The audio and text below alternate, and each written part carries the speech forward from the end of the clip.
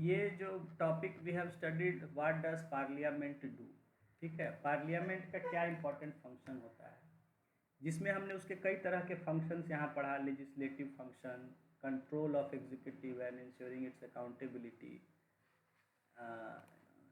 Legislative function हो गया, control of executive and ensuring it's accountability. आपको पता है कि सरकार को कंट्रोल करना उसका एक जिम्मेदारी होती है और उसकी जवाबदेही, उसकी हिसाब किताब लेना सरकार का।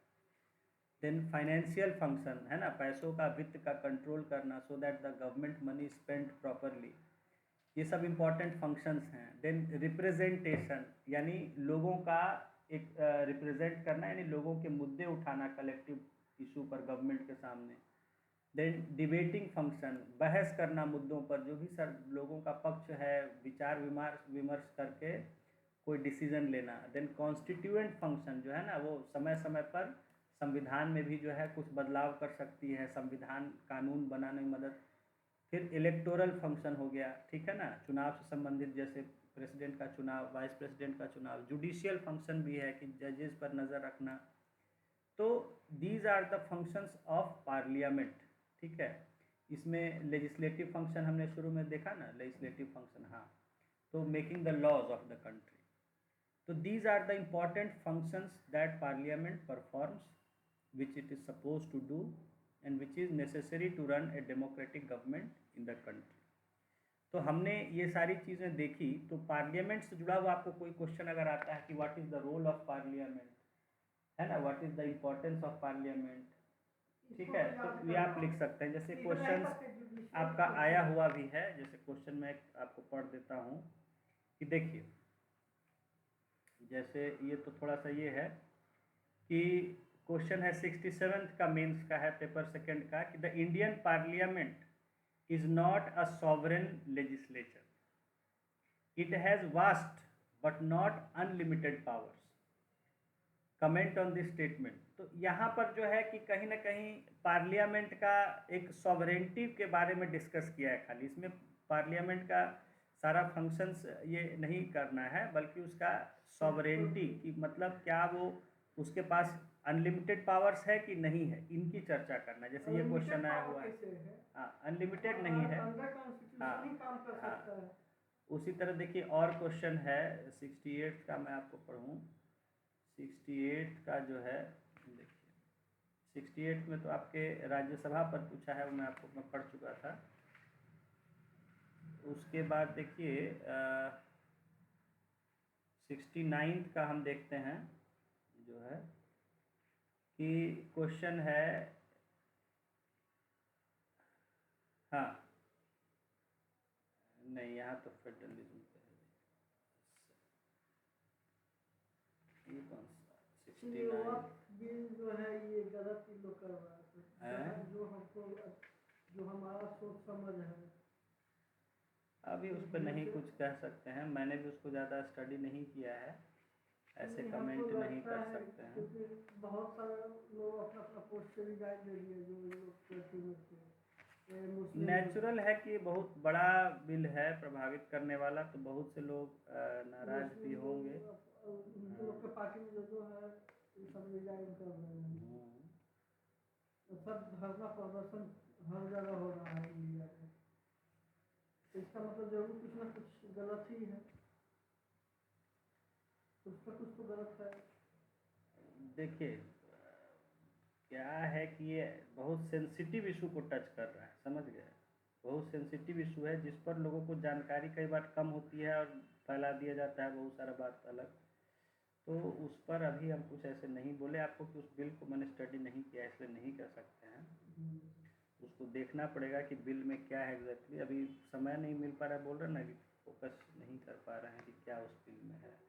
लेकिन देखिए पॉलिटिकल इशू है तो नेचुरल है कि कोई भी पॉलिटिकल इशू पर कोई फैसला होता है का, तो उस पर बहुत तरह का लोगों का प्रतिक्रिया होता है, और पॉलिटिक्स भी होता है, लोग बात फैला देते हैं कुछ का कुछ। तो कुछ हो भी सकता है सही बात भी हो, आप जो कह रहे हैं वो भी बात हो सकती है। अगर पूरा इंडिया में धरना प्रदर्शन कर रहा है तो जरूर कुछ ना कुछ गलत ही है। जैसे देखिए एक क्वेश्चन है हमारा 66 मेंस में आया है कि the parliament of India is an effective forum of national integration.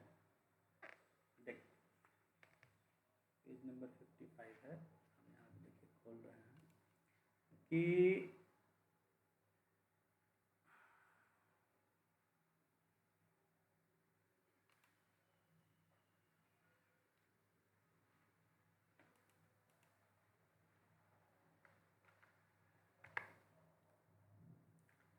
Effective प्रभावी का मतलब क्या होता हाँ। है? एक्टिव क्वेश्चन इफेक्टिव में जिसका कोई नतीजा निकले, जिसका प्रभाव पड़े, जो असरदार हो। प्रभाव मतलब इम्पैक्ट, रिजल्ट। अच्छा अच्छा अच्छा, इफेक्टिव मतलब हाँ रिजल्टिव। हाँ, जिसका कोई, हाँ, अब जैसे कोई ऐसी चीज़ हो कि जिसका कोई फायदा ही नहीं है, जिससे कोई असर ही नहीं है, तो वो तो बेकार ही है ना, फालतू है, दैट इज वेस्ट।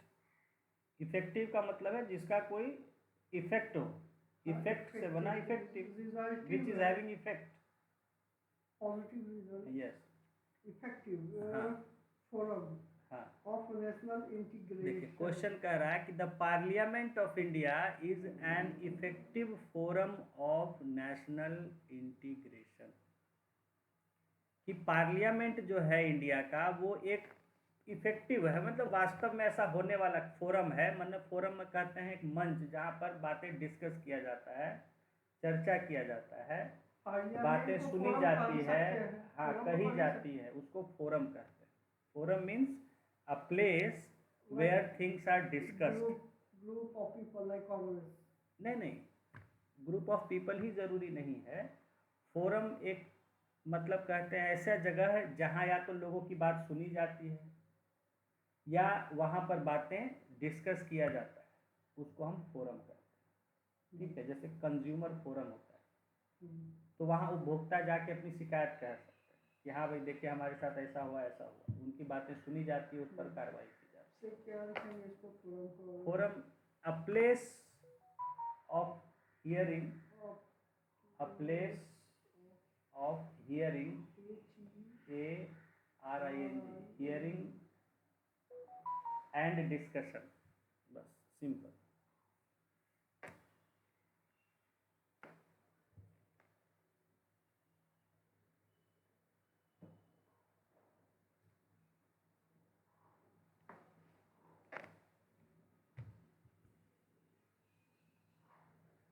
कल हम जो क्वेश्चन पूछे थे उसके बारे में बता थे, यूजलेस रिपीटेशन, रिटोरिक, रिटोरिक के बारे में। हिथर्टो हो गया टिल नाउ, हिथर्टो टिल नाउ, और वो क्या था? RHETORIC।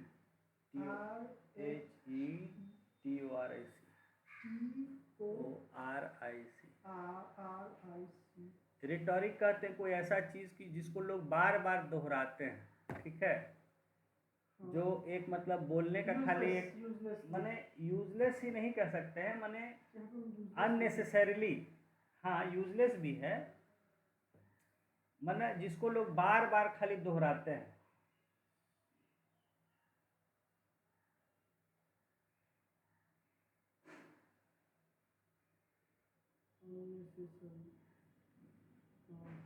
ठीक है, रिटोरिक, हाँ रिटोरिक,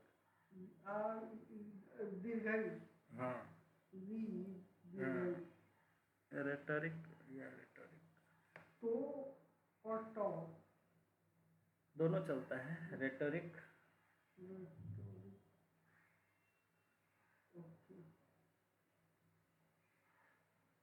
तो खैर यहाँ आते हैं, देखते हैं क्वेश्चन जो है ये कह रहा है कि the parliament of India is an effective forum of national integration discuss.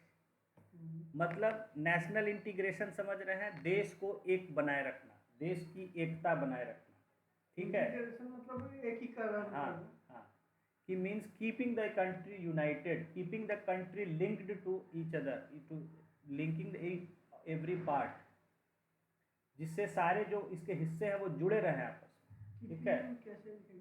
Keeping different parts United, keeping different parts United, हाँ ऑल पार्ट्स यूनाइटेड।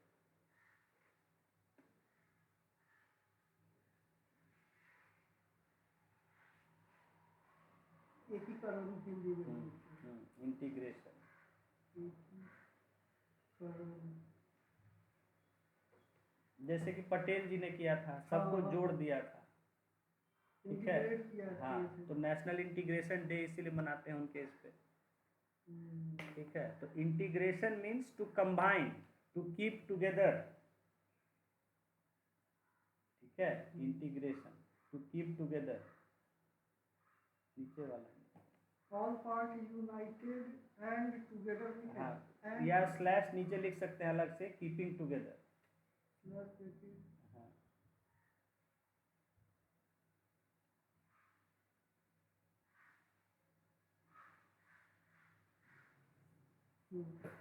ओके। तो यहाँ कह रहा है कि the parliament of India is an effective forum. Effective यानी प्रभावी, जिसका कुछ असरदार है जो। फोरम मतलब मंच, हिंदी में कहते हैं मंच, है ना, जो मंच कहते हैं, स्टेज बनता है उसको मंच कहते हैं, कि जहाँ बैठ के लोगों उसकी बात सुनी जा सके, अपनी बात कही जा सके, विचार विमर्श किया जा सके, उसको फोरम कहते हैं। तो इफेक्टिव फोरम, भाई पार्लियामेंट क्या है? फोरम है। There people sit, the people's representatives, they sit and discuss and take decision. यही ना होता है पार्लियामेंट में, और क्या होता है? बहस होता है और फैसला किया जाता है। तो फोरम है, इफेक्टिव है क्योंकि असरदार है, अबाउट ऑफ नेशनल इंटीग्रेशन, देश को जोड़े रखने का एक असरदार मंच है हमारा देश का पार्लियामेंट। इस पर कमेंट करना है। तो भाई अब इस पे आपको लिखना है कि भाई देश के जो जोड़े रखने का मतलब क्या है। अपने से जो मन में आएगा अच्छा लिखेंगे। नहीं, आप जो है, जो आपको यहाँ दिया हुआ वही चीज लिखना है जो अभी आपको पढ़ा है, पार्लियामेंट के फंक्शन। भाई लेजिस्लेशन, कानून बनाता है। अगर देश के सभी, जहाँ जिसको जो ज़रूरत है उसको लेके फैसले किए जाते हैं, समय पर कानून बनाए जाते हैं, तो नेचुरल है कि लोगों में एकता रहेगी। अब बिहार में कोई समस्या है और बिहार को लेके उसकी समस्या, समझिए बात को, तो मैं देखिए आपका मेंस का क्वेश्चन डिस्कस कर रहा हूँ, कैसे देखिए जुड़ रहा है। आपको जो पढ़ाया गया वही चीज़ है, बस उसको लिखने का तरीका आपको समझना है, आपको सोचने का तरीका आप डेवलप करना है कि कैसे वही चीज़ें लिखनी है। जैसे आपने पढ़ा पार्लियामेंट का फंक्शन, फर्स्ट फंक्शन क्या पढ़ा अपना? लेजिस्लेटिव फंक्शन, कानून बनाना है। तो अब ये सोचिए कि पार्लियामेंट जो है कानून बनाती है, कानून पास करती है, कानून बनाती है। अब कहीं कोई ज़रूरत है, कोई चीज़ हो रही है, वहाँ उसको लेके अगर कानून नहीं बनेगा तो क्या होगा? वो उस जगह के लोग जो है उनका देश से क्या होगा? उनका लिंक टूटने लगेगा, उनका मन टूटने लगेगा कि अरे भाई हमारे लिए तो कुछ करता ही नहीं है, हमारी ज़रूरतों पर कोई ध्यान नहीं देता है। आप इसको समझिए कि जैसे राज्य बटे, उत्तराखंड अलग हुआ, उत्तराखंड अलग होने का, झारखंड अलग होने का क्या कारण था? खंड खंड क्यों रखा गया? क्योंकि बढ़ गया। अब वो क्यों रखा गया, वो उनका, पहले तो उत्तरांचल नाम रख रहे थे, उत्तरांचल था भी, या झारखंड का भी नाम पहले वनांचल रखा जा रहा था। झारखंड का भी विचार हुआ तो वो वनांचल रखा जा रहा था नाम, लेकिन फिर वो लोग अपना ट्राइबल आइडेंटिफिकेशन देखे, ट्राइबल, क्योंकि ट्राइबल लोग हैं तो उनको जो दिमाग में बातें जो आसानी से वर्ड्स जा सके, ठीक है, तो वो झाड़ मतलब होता है जंगल, फॉरेस्ट एरिया, झाड़, पेड़ों को झाड़ कहते हैं ना, तो झाड़ वो लोग कहते हैं, झाड़। तो झाड़ और खंड मतलब वो लोग, खंड ट्राइबल लोग के लिए खंड वर्ड बड़ा इंपॉर्टेंट होता है। ट्राइबल लोग, हिली एरिया, जो लोग मतलब कम पढ़े लिखे हैं, खंड मीन्स पीस ऑफ लैंड, खंड मीन्स पीस ऑफ लैंड। तो the piece of land with forest, तो उन्होंने इसलिए नाम रख दिया झारखंड। पहले वनांचल रखने की कोशिश थी शुरू में, तो लगा कि अरे भाई ये बड़ा नाम, ये लोग उससे अटैच नहीं हो पा रहा है, उससे कनेक्ट नहीं कर पा रहा है ट्राइबल लोग, क्योंकि उतना हिंदी शुद्ध नहीं समझता है वो लोग। उसी तरह उत्तरांचल पहले बहुत दिन तक नाम चला भी वो लोग का उत्तरांचल, लेकिन फिर वो लोग कहे नहीं उत्तरांचल नहीं, उत्तराखंड हम रखेंगे। खंड मतलब भूमि और उत्तर मतलब उत्तर में जो भूमि है, तो उत्तराखंड हम नाम रखेंगे, ठीक है। तो उत्तराखंड झारखंड या छत्तीसगढ़, गढ़ शब्द, ये सब जो है ना ट्राइबल वर्ड्स हैं। Tribals can very easily, the lesser literate people can easily connect to, relate to these words. इसलिए छत्तीसगढ़, 36 गढ़ों का, 36 किलाओं का माना जाता है, उनका 36 एरिया है, जो ट्राइबल एरियाज का एक मतलब सॉलिड फोर्टिफिकेशन टाइप का एरिया है, उनका गढ़ है, तो इसलिए छत्तीसगढ़ उसको नाम दिया। तो ये, या अभी तेलंगाना अलग हुआ लेटेस्ट जो है डिवाइड होके, तो वहाँ हुआ। तेलंगाना कब से चल रहा था अलग अलग? तेलंगाना मूवमेंट तो 1953 से ही चल रहा था, और उससे भी पहले से चल रहा है, ठीक है, because they were culturally different from rest of Andhra Pradesh, ठीक है। तो वो आप जब सेपरेटिस्ट, ये मतलब स्टेट फॉर्मेशन का आप डिमांड्स को देखेंगे, हिस्ट्री जाएंगे, तो तेलंगाना का उसी समय पोट्टीरामुलू का नाम दिया है, वो उसमें भूख हड़ताल करके ख़त्म भी हो गए थे, ही डाइड इन हंगर। तो खैर, यहाँ मैं बता रहा था कि these states have been formed after division of existing states. UP से टूट के अलग हुआ उत्तराखंड, बिहार से टूट के अलग हुआ झारखंड, ठीक है, और एमपी से टूट के अलग हुआ छत्तीसगढ़, आंध्र प्रदेश से टूट के अलग हुआ Telangana. What is the reason behind, what is the reason behind? देखिए समझिएगा, बहुत इंपॉर्टेंट मैं आपको समझा रहा हूँ, और ये कई तरह से आपको पूछा जा सकता है क्वेश्चन, तो समझिएगा ये अलग होने का क्या रीजन है स्टेट्स का जो है। कल्चरली, हाँ कल्चरली क्या, सोचिए, बोलिए फिर।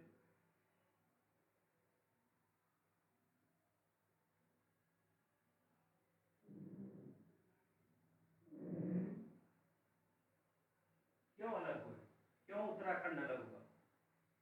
कल्चर तो देखिए डिफरेंट रहता ही है, वो तो एक बात है। इससे वो वहाँ का एक ग्रोथ नहीं हो रहा था समाज का, सरकार उस पर अच्छी तरह से ध्यान नहीं दे रही थी, पहला पॉइंट। और दूसरा कल्चर तो है ही, हाँ दूसरा देखिए, कल्चर तो, yes of course culture is there, culture तो है ही, कल्चर तो कहीं पे भी तो different आपने जो होता कहा है, कि सरकार ध्यान नहीं दे रही थी, उनका डेवलपमेंट नहीं हो रहा था, दूसरा सबसे बड़े culture, बात ये है उसके बाद कि culture, सरकार ध्यान नहीं दे रही थी, शायद इसलिए, not totally but may be because of it, कि उनका डेवलपमेंट नहीं हो रहा था। They needed development which they were not getting, सरकार ध्यान नहीं दे रही थी। तो यहाँ पर मुख्य मुद्दा था कि उनको लग रहा था ऐसा कि सरकार हम पर ध्यान नहीं दे रही है, सरकार हम पर ध्यान नहीं दे रही है। तो सरकार अगर ध्यान देती तो क्या ये नौबत आती? क्या बिहार से अलग होता झारखंड, या उत्तराखंड अलग होता यूपी से? नहीं। तो यानी कि सबसे पहले जो चीज़ था कि जो वहाँ के लिए सरकार को ध्यान देना था, यानी जो सरकार को वहाँ उस एरिया के लिए अपने काम करने थे, वो काम वो नहीं कर रही थी सरकार, है? सरकार के जो वहाँ काम, जैसे सरकार बाकी यूपी में भी काम कर रही है, तो वहाँ जो काम है सरकार को, वो वहाँ के लिए नहीं कर रही थी। यानी कि the government was not the executive, and अब सरकार जब हम कहते हैं तो वहाँ सिर्फ गवर्नमेंट ही नहीं है, वहाँ आपका जुडिशरी भी है, वहाँ आपका लेजिस्लेचर भी है, all three organs of government, they were not working properly for that area. तो सबसे पहले अगर हम पार्लियामेंट की बात करें, या वहाँ पर जैसे ये पार्लियामेंट है, अब वहाँ चूंकि स्टेट लेवल की बात है तो वहाँ उसका असेंबली हो जाएगा। तो जो स्टेट असेंबली थी, it was not focusing on that area, उसके लिए जो कानून बनाने थे, उसके लिए जो डिसीजंस लेने थे, जो फैसले करने थे, जो डेवलपमेंटल वर्क करना था, जो सरकार का काम होता है, उसके लिए प्रॉपर मनी एलोकेट नहीं हो रहा था वहाँ कार्यों के लिए। भाई कैसे काम होता है सरकार का? अभी देखिए, आप अपने चारों तरफ देख रहे हैं कि सड़कें बन रही हैं, बिजली की व्यवस्था है, स्कूलों की व्यवस्था है, हॉस्पिटल्स की व्यवस्था है, ट्रांसपोर्ट सब कंट्रोल, ट्रैफिक है, बहुत सारी चीज़ें हैं, ठीक है ना, ये लॉ एंड ऑर्डर है, यही सब ना चीज़ें सरकार का फंक्शन है, गवर्नमेंट की जहाँ तक बात करें एग्जीक्यूटिव की। तो ये फंक्शंस वहाँ परफॉर्म नहीं हो रहा था प्रॉपरली। हाँ है। दूसरी बात है कि रिप्रेजेंटेशन, जो आपको इम्पोर्टेंट फंक्शन आपने पढ़ा, रिप्रेजेंटेशन। आपने कहा सरकार ध्यान नहीं दे रही थी। सरकार ध्यान देने का मतलब क्या है? रिप्रेजेंटेशन। अगर आप वहां के लोगों का मुद्दा पर ध्यान नहीं दे रहे, उनकी जरूरतों पर ध्यान नहीं दे रहे, रिप्रेजेंटेशन का क्या मतलब है? कि आप जिनकी तरफ से आए हैं उनकी बातों पर आप ध्यान दें। जैसे मैंने आपको छोटा सा एग्जांपल दिया था कि I was a class monitor at some time, और I was a house captain in some time. तो my students they ask me to put their demands before the school executive. School के जो लोग senior कार्यकर्ता थे, जैसे principal हो गए, जो भी लोग हेड बॉय होते थे, प्रीफेक्ट्स होते थे, वाइस प्रिंसिपल, हेडमास्टर, जो भी लोग थे, तो उनके बिफोर वो उन्होंने मुझे कहा कि हमारी भाई ये मांगे हैं, आप उनके सामने रखिए, हमारी ये दिक्कत है। एक बार हुआ कि भाई दूध में है, बहुत पतला दूध आजकल दिया जा रहा है, उसको भी रखा गया कि हाँ सर आजकल लग रहा है दूध में पानी ज़्यादा सब मिला दे रहा है स्टाफ जो है। तो कहे कि अच्छा मैं टेस्ट करूँगा। तो कहने का मतलब है कि रिप्रेजेंटेशन का क्या मतलब है? लोगों की ज़रूरतों पर ध्यान देना, लोगों की मांगों पर ध्यान देना, उनको सही जगह उठाना उन बातों को। तो अगर जो लोग थे जो उस जगह से चुन के जा रहे थे, या उस जगह के लोगों की मांग नहीं सुनी जा रही थी, वहां से लोगों को नहीं लिया जा रहा था, तो that was lack of representation, जिसकी वजह से वो लोग को लगा कि भाई हमारी मांग नहीं, हमारी बातों पर कोई ध्यान नहीं दे रहा है, हमारी ज़रूरतों पर कोई ध्यान नहीं दे रहा है, हमारा डेवलपमेंट नहीं हो रहा है, बाकी जगह का डेवलपमेंट हो रहा है, हमारा डेवलपमेंट नहीं हो रहा है। हमारे लिए नियम कानून हमारे हिसाब से नहीं है, हमारे ज़रूरतों को, हमारे लाइफस्टाइल, हमारे कल्चर को ध्यान नहीं दिया जा रहा है। डिबेटिंग फंक्शन जैसे बहस होती है, उनके मुद्दों को कोई उठाता नहीं था, उन पर बहस नहीं होती थी। जुड़ा ही हुआ है, जुड़ा हुआ है, ये सबको तो भी लिख सकते हैं। हाँ ऑफ कोर्स। तो ये जो चीज़ें हैं ये नहीं हो रहा था, इसलिए उन्होंने क्या कहा कि भाई हमें अपना अलग असेंबली चाहिए, हमारे ये सरकार, ये असेंबली जो है इनमें तो हमारी बातों को ध्यान नहीं दिया जा रहा, हमें अलग स्टेट चाहिए। अलग स्टेट होगा तो हमारा अपना लेजिस्लेचर होगा, हमारी अपनी गवर्नमेंट होगी, हमारा अपना जुडिशरी होगा, जहां हमारे मुकदमे वगैरह सुने जाएंगे ढंग से। तो that is why the demand for separate states begins. Culturally भी अगर उसके कल्चर को ध्यान नहीं दिया जाता है कि भाई हमारे कल्चर, सब यूपी का कल्चर है वही हम पर थोपा जा रहा है, या तेलंगाना में है कि हमारे यहाँ आंध्र का कल्चर जो हमारा नहीं है उसको थोपा जाता है हमेशा, हमें ध्यान नहीं दिया जाता है ना। तो ये चीज़ें हैं। फिनेंशियल फंक्शन हो गया कि भाई उसके लिए डेवलपमेंट के लिए आप पैसा नहीं वहाँ के लिए देते हैं, भाई पैसा जो सरकार का है वो हर एरिया के लिए है। अब आप बाकी एरिया को डेवलप कर रहे हैं और किसी पर्टिकुलर एरिया को आप ध्यान नहीं देते हैं, वो वैसे का वैसा पिछड़ा हुआ, वहाँ के लिए कोई स्कीम नहीं, कोई फंड नहीं, तो नेचुरल है वहाँ के लोग जो है वो आपसे, उनका मन टूट जाएगा, भाई हमारे लिए कुछ नहीं हो रहा है, तो we need different, we need to be separate from them, हमें अलग होने की ज़रूरत है। जम्मू और कश्मीर में भी इसीलिए अलगाववाद की बात क्यों पैदा होती है इतनी ज़्यादा, वहाँ सेपरेट क्यों होना चाहते हैं? भाई भारत सरकार ध्यान नहीं दे रही थी उन पर, हैं, और जो फंड दे भी रही थी पैसा वो लोग खा जा रहे थे, बड़े बड़े परिवार, शेख अब्दुल्ला, फारूक अब्दुल्ला, कौन कौन हैं, या और भी लोग मुफ्ती हैं और कौन कौन जो हैं वहाँ के बड़े नेता। ऐसा नहीं पैसा नहीं दिया जा रहा था, लेकिन ये लोग अपनी उससे पैसे से, हाँ।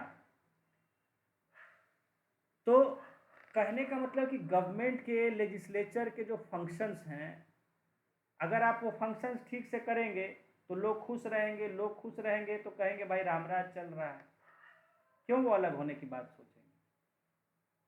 ठीक है। तो यही चीज़ आप समझिए कि हमारे देश के स्तर पर भी यही बात है कि अगर देश का लेजिस्लेचर, पार्लियामेंट ठीक से काम करेगा, पार्लियामेंट सब जगह के लिए कानून, जहाँ जो ज़रूरत है वो कानून बनाए, जहाँ के लिए जो ज़रूरत है उनके लिए वहाँ पर उसके लिए स्कीमें लाए, योजनाएं लाए, उनका डेवलपमेंट हो, उनके लिए पैसा एलोकेट करे, उन पर चर्चा करे, बहस करे, वहाँ की जो शिकायतें हो सुनी जाएं, तो कोई क्यों कोई उससे अलग होगा या क्यों खिलाफ होगा? समझ रहे हैं? तो यानी कहने का मतलब है कि पार्लियामेंट जो कि देश के स्तर का, जो कि हर स्टेट्स पर भी उसका कंट्रोल है, तो उसको अगर सही से ध्यान दे तो भाई सभी लोग मिलजुल के रहेंगे, सारे स्टेट्स मिलजुल के रहेंगे। और अगर आप ध्यान नहीं देंगे तो वो अलग अलग अपना डिमांड करने लगेंगे कि हमें अलग स्टेट, हम अलग होना चाहते हैं। यही तो क्वेश्चन आपसे पूछा गया है यहाँ पर। क्वेश्चन क्या पूछा गया है कि the parliament of India is an effective forum of national integration. इसका यही आंसर बनेगा, बस यही आंसर बनेगा जैसे आपको बताया। और इसके अलावा और सब जो क्वेश्चन है उस पर क्या लिखेंगे एग्जाम में? कौन सा क्वेश्चन है? ये 66 है, 68 में जो है। हाँ, तो ये समझ गए आप, ये क्लियर हो गया। ये मुद्दा समझे ना कि किस तरह से भाई उन्होंने कहा पार्लियामेंट जो है वो देश को जोड़े रखने का एक इफेक्टिव मंच है। तो कैसे है भाई, देश कब जुड़ा रहेगा?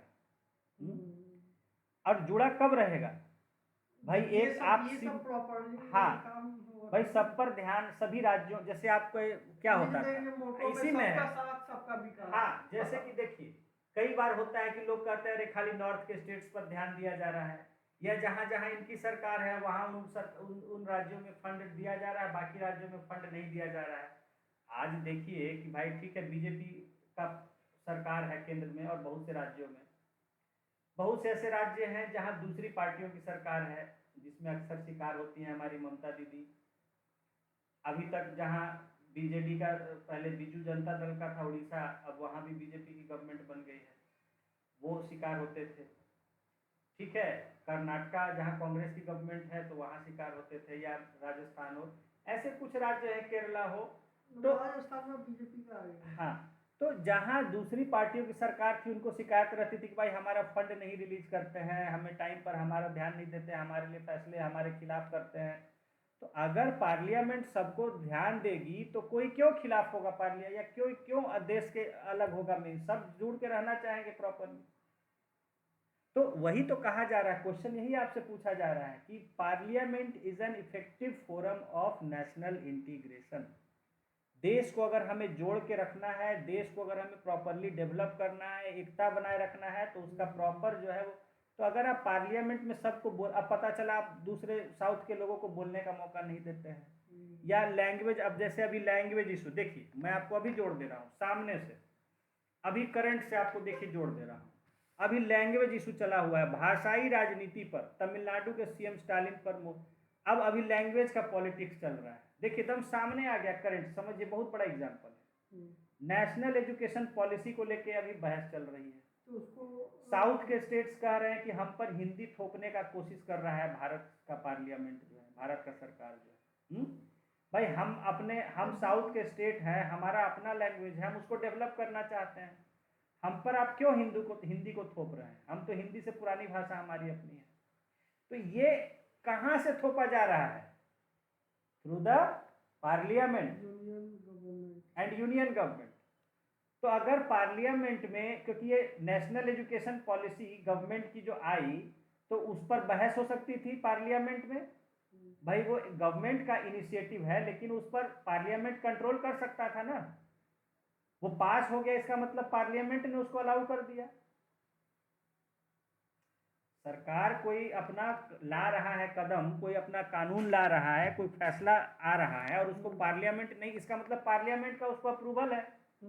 नेचुरल है कि बीजेपी का मेजोरिटी है तो अप्रूवल है।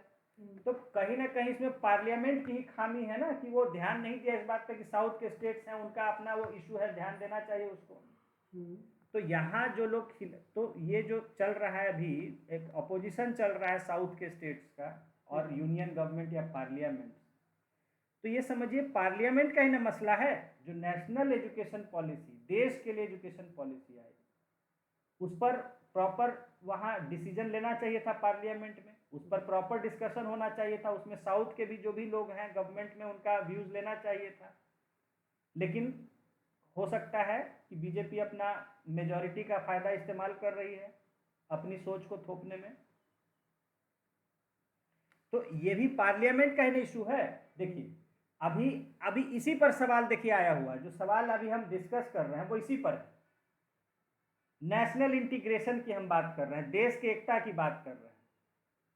तो एकता क्यों नहीं है? क्योंकि लोग विरोध कर रहे हैं कि आप हम पर क्यों हिंदी थोप रहे हैं, या यूनियन गवर्नमेंट कह रही है कि भाई अपना जो है कुछ जो भी व्यूज रख रही है अपना, ठीक है। तो कहीं ना कहीं क्या हो रहा है, कॉन्फ्लिक्ट हो रहा है between the union government and the state government. Conflict हो रहा है ना, और इस कॉन्फ्लिक्ट को हम कहाँ ठीक कर सकते हैं? पार्लियामेंट में। देखिए, हम करंट का एग्जांपल आपको दे दिए। लैंग्वेज इशू जो अभी चल रहा है, it is a national issue. बहुत से राज्य जो हैं ऐसे, वो इस पे उठा रहे हैं अपनी अपनी बात। वक्फ बिल पे विवाद चल रहा है। देखिए, सारा चीज अगर आप समझिएगा ना, बस समझ को डेवलप करना है। वक्फ बिल चल रहा है, उस पर विवाद चल रहा है। आप खुद आपने बताया कि सर पढ़ रहे हैं, जगह जगह विरोध पूरे देश में हो रहा है। वक्फ बिल कहाँ से पास हुआ? पार्लियामेंट से पास हुआ। तो पार्लियामेंट से ऐसा आपने बिल पास किया है कि जगह जगह विरोध हो रहा है, इसका मतलब सही डिसीजन नहीं हुआ है। तो नेशनल इंटीग्रेशन आप कर सकते थे ना, कि आप ऐसा बिल पास करते जो सबको एक्सेप्टेबल होता, लेकिन आप नहीं कर रहे हैं, विरोध हो रहा है। तो सारे कानून कहाँ से बन रहे हैं? पार्लियामेंट से। जो देश के लिए लागू हैं वो पार्लियामेंट से बन रहे हैं। तो देख रहे हैं ना, आप ऐसा बिल पास कर रहे हैं जिसके कारण लोग आपका विरोध कर रहे हैं। आप ऐसा बिल भी तो पास कर सकते थे कि सबको उसको वेलकम करता। अगर आप सबकी बातों को सोच के सही से एक बिल बनाते तो इतना विरोध नहीं होता। समझ रहे हैं? एक आप अगर दूसरा तरह का कोई वक्फ बिल पास करते तो इतना विरोध नहीं भी हो सकता था। लोग मिल के उसका स्वागत भी कर सकते थे, वेलकम भी कर सकते थे कि this is a very good bill. समझ रहे हैं? क्या क्वेश्चन आपको यही पूछ रहा है कि parliament is an effective forum of national integration. तो नेशनल इंटीग्रेशन इसी से ना होगा कि आप जो भी नेशनल डिसीजंस हो रहे हैं, जैसे लैंग्वेज इशू पर नेशनल एजुकेशन पॉलिसी, आपने पूरे देश के लिए एजुकेशन पॉलिसी लाई। इस करेंट में भी काम आएगा। करेंट से ही जुड़ा हुआ है। करेंट में यही चीजें तो हो रही है जो आप पढ़ रहे हैं वहां थ्योरी में। इंग्लिश पेपर में दिया हुआ है। डेफिनेटली देगा, क्यों नहीं देगा भाई? नेशनल इशू है तो वो देगा क्यों नहीं? वो तो अभी दिख गया सामने आपको। हमको हिंदी पेपर में तो हिंदी में कर दिए। देखिए, यहाँ यही चीज है। Swipe at state government with Tamil pitch. फिर देखिए, डिलिमिटेशन का इशू अभी उठाए हुए हैं। डिलिमिटेशन तो हो ही रहा है। तो यही सब ना मुद्दे हैं जहां राज्यों का क्या है, राज्यों का ओपिनियन डिफरेंट है। और यूनियन गवर्नमेंट तो आखिर आपको राज्यों को मिला के ले चलना है, तो उसका कहाँ डिस्कशन होगा? पार्लियामेंट में ही तो होगा ना। डिलिमिटेशन पर आप कुछ कर सकते हैं, लैंग्वेज इशू पर कर सकते हैं, वक्फ बिल जैसे इंपॉर्टेंट जो बिल्स आ रहे हैं। समझने की बात है, समझ की बात है। अभी देखिए, फार्मर्स मूवमेंट का चल रहा है। यहाँ पर फार्मर्स आपके खिलाफ हैं। आप कोई बिल पास किए जिसके खिलाफ, ये देखिए हंगर स्ट्राइक किए हुए थे, अभी खत्म किए 1 साल के बाद की, कितना दिन के बाद फार्मर्स आपके खिलाफ हुए पड़े हैं। तो आप प्रॉपर बिल लेते, उसको करते, तो फार्मर्स आपके साथ रहते, नेशनल इंटीग्रेशन होता, सब लोग आपका स्वागत करते फैसले का। आपको अगर समझ आ जाएगा ना, तो देखिए सारे इशू आप समझ सकते हैं क्या हो रहा है। फार्मर्स आपका 1 साल से विरोध कर रहे थे, सरकार का विरोध कर रहे थे, जहां तहां अपने बॉर्डर सील किए हुए थे, पुलिस पर्सनल आर्मी लगा हुआ है सब जगह। यानी कि there is dispute between the farmers and the government. तो ये क्या इंटीग्रेशन है? No, this is lack of integration. तो उसका आप प्रॉपर बिल पास कहाँ कर सकते थे? पार्लियामेंट में, या वहां पर डिस्कशन करते, वहां मुद्दे उठाए जाते हैं। समझ रहे हैं? तो सारे इश्यूज जो है देश के, वो कहाँ डिसाइड हो रहे हैं? पार्लियामेंट में। तो वहां अगर आप ठीक से कर रहे हैं तो आपको सबका साथ मिलेगा। जो आप कह रहे हैं, लोग मोटो तो आप दे रहे हैं सबका साथ सबका विकास, लेकिन कहाँ साथ मिल रहा है?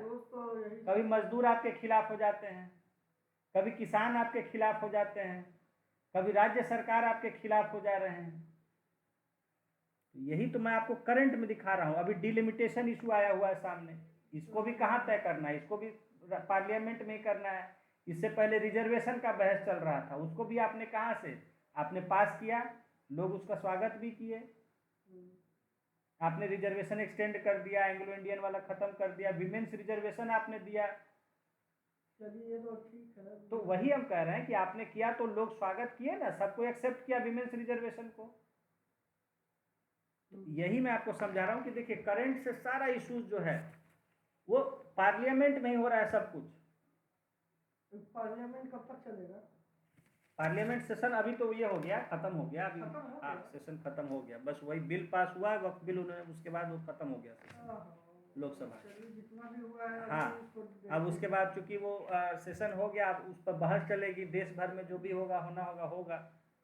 अभी देखिए 130 दिन बाद डल्लेवाल का अनशन खत्म, 130 दिन तक ये बेचारे आमरण अनशन किए। किसान नेता हैं जगजीत सिंह डल्लेवाल। तो जब अब घोषणा हुई, कहा कि फसलों के लिए एमएसपी पर कानूनी गारंटी और अन्य मांगों के लिए संघर्ष जारी रहेगा। ठीक है, कुछ इन मुद्दों पर ये अपना वो किए हैं, कॉम्प्रोमाइज किए हैं सरकार के साथ। ठीक है, बहुत सारी चीजें हैं, पढ़िएगा ना तो धीरे एक अंडरस्टैंडिंग की बात है। रोल ऑफ पार्लियामेंट समझिए कि सारी बातें वहीं तय हो रही है। अभी जस्टिस वर्मा ने इलाहाबाद हाई कोर्ट में ली शपथ, देखिए।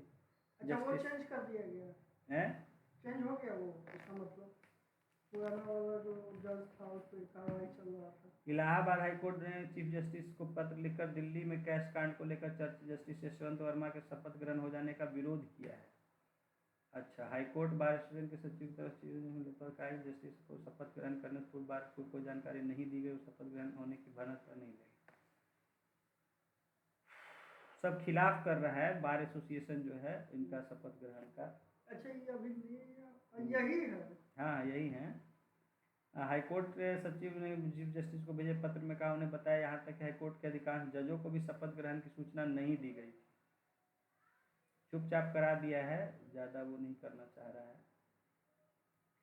ठीक है, फिर यहाँ देखिए पल्ली होंगे जे.एंड के लद्दाख हाईकोर्ट के मुख्य न्यायाधीश। अरुण पल्ली को जम्मू कश्मीर लद्दाख हाईकोर्ट का चीफ जस्टिस अपॉइंट करने की अनुशंसा की है। अच्छा, सुप्रीम देखिए सुप्रीम कोर्ट कॉलेजियम ने, कॉलेजियम सिस्टम है, पंजाब एवं हरियाणा हाई कोर्ट के न्यायाधीश, पंजाब हरियाणा हाई कोर्ट के जज जो थे जस्टिस अरुण पल्ली, उनको जम्मू कश्मीर का चीफ जस्टिस का करने का रिकमेंडेशन गया है। सीजेआई संजीव खन्ना की अध्यक्षता वाले कॉलेजियम ने 4 अप्रैल को बैठक की थी। ठीक है, कॉलेजियम जिसका हेड थे चीफ जस्टिस और जज होंगे। कॉलेजियम की बैठक में पंजाब एवं हरियाणा कोर्ट के न्यायाधीश अरुण पल्ली को लद्दाख का मुख्य न्यायाधीश करने की अनुशंसा की गई। ठीक है ना। अब यहाँ देखिए आज एडिटोरियल, अब यही कह रहे हैं कि एडिटोरियल पढ़िएगा तो समझ में आएगा आपको, वक्त बिल पे जुड़ा हुआ आया है, क्या हो रहा है, क्यों, किस लिए किया जा रहा है। तो यही कह करंट अफेयर्स इसीलिए आपको कहा कि जो आप थ्योरी में पढ़ रहे हैं उसका सीधे डायरेक्ट एप्लीकेशन आप देख रहे हैं कि क्या हो रहा है। सब तो हमारा लोकल इशू है, छापामारी होता रहता है।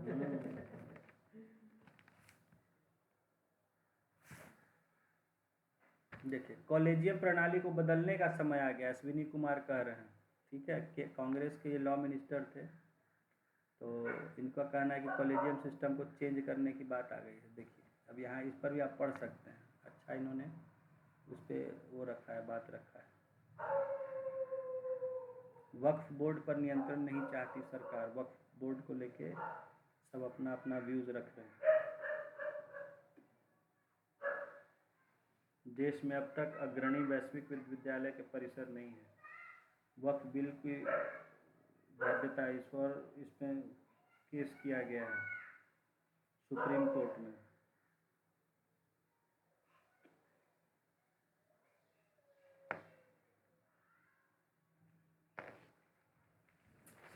नहीं दिया, पता नहीं।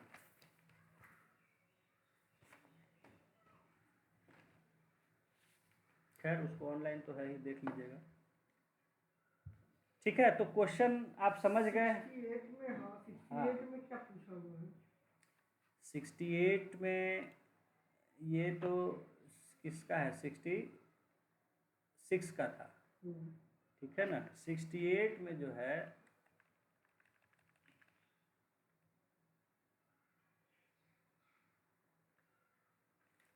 में राज्यसभा पर पूछा है, बोले तो हाँ राज्यसभा भी होगा ना? हाँ हाँ अभी राज्यसभा करा देंगे। ये तो पार्लियामेंट तो क्लियर हो गया। हाँ देखिए 68 में पूछे हैं कि डिस्कस, ये देखिए 68 का है पेज नंबर 26 पर कि discuss the composition and powers of Rajya Sabha and identify its role as second chamber of parliament. Direct किताब से, ठीक है ना, सीधे सीधे क्वेश्चन आपसे पूछ रहा है कि कहाँ गया, discuss the composition and powers of Rajya Sabha and identify its role as second chamber of the parliament. Second chamber के रूप में उसका क्या रोल है, ठीक है ना। तो डायरेक्ट क्वेश्चन राज्यसभा पर, वहाँ आपको इसलिए बोले कि उसको डायरेक्ट ये क्वेश्चन है उसको तैयार कर लेना है वहाँ से, उससे बढ़िया आपको मिलेगा नहीं जो वहाँ लिखा हुआ है उससे बढ़िया, ठीक है ना। तो देखिए यहाँ मैं एक बार उसको डिस्कस कर देता हूँ। Special power of Rajya Sabha, page number 110। तो ये देखिए पावर ऑफ राज्यसभा 109 से यहाँ आपको देखिए पावर्स ऑफ राज्यसभा जो है, तो यहाँ राज्यसभा का देखिए कॉम्पोजिशन वगैरह हम पहले कर ही चुके हैं, ठीक है। यहाँ पर आप इसमें है ही कितना लिखने के लिए एग्जाम में सर, ठीक है, इतना ही सब पूरा नंबर मिल जाएगा। इतना नहीं तो आपको उसमें ये तो पावर्स है ना, इससे पहले आप कॉम्पोजिशन पूरा लिखेंगे, पावर ऑफ राज्यसभा, ठीक है। ये तो पावर्स है ना, इससे पहले देखिए आपको ऊपर वहाँ मिलेगा, देखिए सब आपको है, आप देखते नहीं हैं। यहाँ देखिए जब लेजिस्लेचर में आपने पढ़ा तो वहाँ उसमें आपको दिया राज्यसभा, ये देखिए लिखा हुआ है ना। समझ इसको लिखिएगा ना, यहाँ राज्यसभा के बारे में इतना कुछ है, ठीक है। ये देखिए इतना कुछ वहाँ है, राज्यसभा लोकसभा सेपरेटली। मैंने बताया ही कि यहाँ कॉम्पोजिशन फिर से डिस्कस मैंने नहीं किया कि ऑलरेडी हम बता चुके थे आपको कैसे इलेक्शन होता है, कितने मेंबर्स हैं, कैसे चुने जाते हैं। ये देखिए सारा चीज़ इतना दिया हुआ है, ठीक है। Apart from elected members Rajya Sabha has 12 nominated members, ठीक है ना। एनसीईआरटी का आंसर मिल जाने का टॉपर लिस्ट में बस बस बिल्कुल, खाली नहीं, आप समझिए इससे बेहतर लिख भी नहीं सकता है कोई। जो मार्केट में बुक सब आता वो सब छोड़ दीजिए, खाली बेचने का तरीका है, वो सब भूल जाइए, वो सब आपके लिए नहीं है। हाँ कोई काम का आपके लिए नहीं, आपके लिए यही काम का है, इसको अगर आप कर लिए तो आप मास्टर हो जाएगा, इसलिए आपको मैं फोकस। तो यहाँ देखिए ये इतना मिल गया, उसके बाद फिर आपको स्पेशल पावर्स ऑफ लोकसभा जो है यहाँ आपको राज्यसभा यहाँ मिल गया, यही आपको लिख देना है। तो देखिए पावर्स ऑफ राज्यसभा मैं एक बार डिस्कस कर देता हूँ आपको कि we discussed above the functions that are performed by the parliament in general. अभी हमने जो फंक्शंस देखे जो पार्लियामेंट के जनरल फंक्शंस होते हैं, जो किसी भी देश की पार्लियामेंट जो है वो फंक्शंस को परफॉर्म करती है। However in a bicameral legislature there is some difference between the powers of two houses. जहाँ बाईकैमरल लेजिस्लेचर होता है, जहाँ भी यानी कि जहाँ दो चैम्बर्स होते हैं, दो हाउसेज होते हैं, ठीक है ना, उनको कहीं चैम्बर भी कहा जाता है, कहीं हाउस भी कहा जाता है, दोनों वर्डिंग होता है। तो जहाँ टू चैम्बर्स और टू हाउसेज होते हैं और बाईकैमरल टेक्निकल टर्म पे हैं, तो वहाँ क्या है, दोनों जो हाउस होते हैं उनके पावर्स में थोड़ा सा डिफरेंस होता है। दो हाउस जहाँ होते हैं, बिकॉज टू हाउसेज तो मोस्टली फेडरल स्ट्रक्चर में जो है टू हाउसेज जहाँ होते हैं, तो one is the house of representatives and one is the council of states. एक तरफ जहाँ लोगों के द्वारा डायरेक्टली चुने गए लोग होते हैं, दूसरा जो चैम्बर है वो कहीं कहीं अलग है। जैसे कि वो अगर आप ब्रिटेन की बात कहें, यूनाइटेड किंगडम की बात कहें, तो वहाँ उनको हाउस ऑफ लॉर्ड्स कहा जाता है, क्योंकि वहाँ स्टेट का वैसा नहीं है, छोटा देश है। तो वहाँ जो है जो सेकेंड हाउस होता है, it belongs to House of Lords, मतलब वहाँ ऐसे समाज के जो सम्मानित लोग होते हैं, which are from distinguished families और which have distinguished themselves in public service, जिन्होंने जन सेवा में अपने आप एक प्रतिष्ठा कमाई है, एक उच्च पद, एक उच्च प्रतिष्ठा को कमाया है, प्राप्त किया है, या जो प्रतिष्ठित परिवार से या प्रतिष्ठित व्यक्ति अपने अपने प्रोफेशंस में, जैसे कोई हाईली लर्नेड प्रोफेसर हो सकते हैं, हाईली इस्टेब्लिश्ड बिजनेसमैन हो सकते हैं, ठीक है ना। तो ऐसे लोगों का जो ग्रुप होता है, that is has been called as House of Lords in Britain. But in other countries like USA, America, and many other countries, USA, India and other countries, USA में तो अलग हाँ, सिस्टम है। That is the council of states. वहाँ एक तरह से states के जो सेकेंड हाउस होता है, वहाँ स्टेट के रिप्रेजेंटेटिव होते हैं, जैसे वहाँ सीनेट होता है और कांग्रेस. तो Congress is the house of representatives, जो डायरेक्टली इलेक्ट करके चुने जाते हैं, वोटिंग होता है, कांग्रेसमैन उनको बोलते हैं. जैसे हमारे यहाँ एमपी बोलते हैं, मेंबर ऑफ पार्लियामेंट, वहाँ उनको कांग्रेसमैन बोला जाता है. And second house is the senate, and senate is the representatives from the state. तो स्टेट के रिप्रेजेंटेटिव जो वहाँ सीनेट के मेंबर होते हैं, उनको सेनेटर कहते हैं. जैसे हमारे यहाँ उनको राज्यसभा के मेंबर कहते हैं, उनको एमपी सांसद ही कहते हैं, राज्यसभा सांसद कहते हैं. वहाँ उनके लिए अलग टर्म है, दैट इज सेनेटर. तो सीनेट के लिए भी वहाँ इलेक्शंस होते हैं, इनडायरेक्ट इलेक्शंस होते हैं. तो जो सीनेट में, यानी कि Senate is like our Rajya Sabha, council of states. तो उसमें जो राज्यों की तरफ से चुने जाते हैं लोग, उनको सेनेटर कहते हैं. समझ गए. तो वो चाहे वैसे हो या हमारे यहाँ की जो हाउस राज्यसभा हो, काउंसिल ऑफ स्टेट्स, जहाँ स्टेट्स के रिप्रेजेंटेटिव चुन के आते हैं. तो ये जो दो हाउस का सिस्टम है, वहाँ दोनों हाउस के पावर्स में थोड़ा डिफरेंस होता है, ठीक है ना. जहाँ भी दो हाउसेज होते हैं, वहाँ दोनों हाउसेज के पावर्स में, क्योंकि एक तरफ इलेक्टेड रिप्रेजेंटेटिव होते हैं, उनके अलग पावर्स होते हैं, दूसरी तरफ जो है स्टेट के रिप्रेजेंटेटिव्स होते हैं, उनके अलग पावर्स होते हैं. तो यही यहाँ कहा जा रहा है. Look at the charts showing the powers of Lok Sabha and Rajya Sabha. तो यहाँ जैसे इंडिया के केस में ये दिया गया है, ठीक है, कि लोकसभा और राज्यसभा यहाँ होता है. तो लोकसभा राज्यसभा के यहाँ अलग अलग टेबल में आपको पावर्स दिखा दिए गए हैं, जो हम ऑलरेडी पढ़ चुके हैं, ठीक है. उसको मैं रिपीट कर देता हूँ. जैसे लोकसभा के पावर्स हैं कि makes laws on matters included in union list and concurrent list. भाई जो लॉ बनते हैं, जो पार्लियामेंट जिन पर लॉ बनाने के लिए उनको पावर है, तो वो यहाँ होता है, लोकसभा में भी होता है. Can introduce and enact money and non money bills. यहाँ मनी बिल्स और नॉन मनी बिल्स दोनों पास इंट्रोड्यूस किए जा सकते, लाए जा सकते हैं. जबकि राज्यसभा जो है, वहाँ considers and approves non money bills and suggest amendments to money bills. यहाँ भी कानून वही बनते हैं जो लोकसभा में बनते हैं, जो कॉन्करेंट लिस्ट और यूनियन लिस्ट में है. लेकिन यहाँ मनी बिल्स जो है वो लाए नहीं जा सकते, इंट्रोड्यूस नहीं किए जा सकते, कंसिडर किए जा सकते हैं.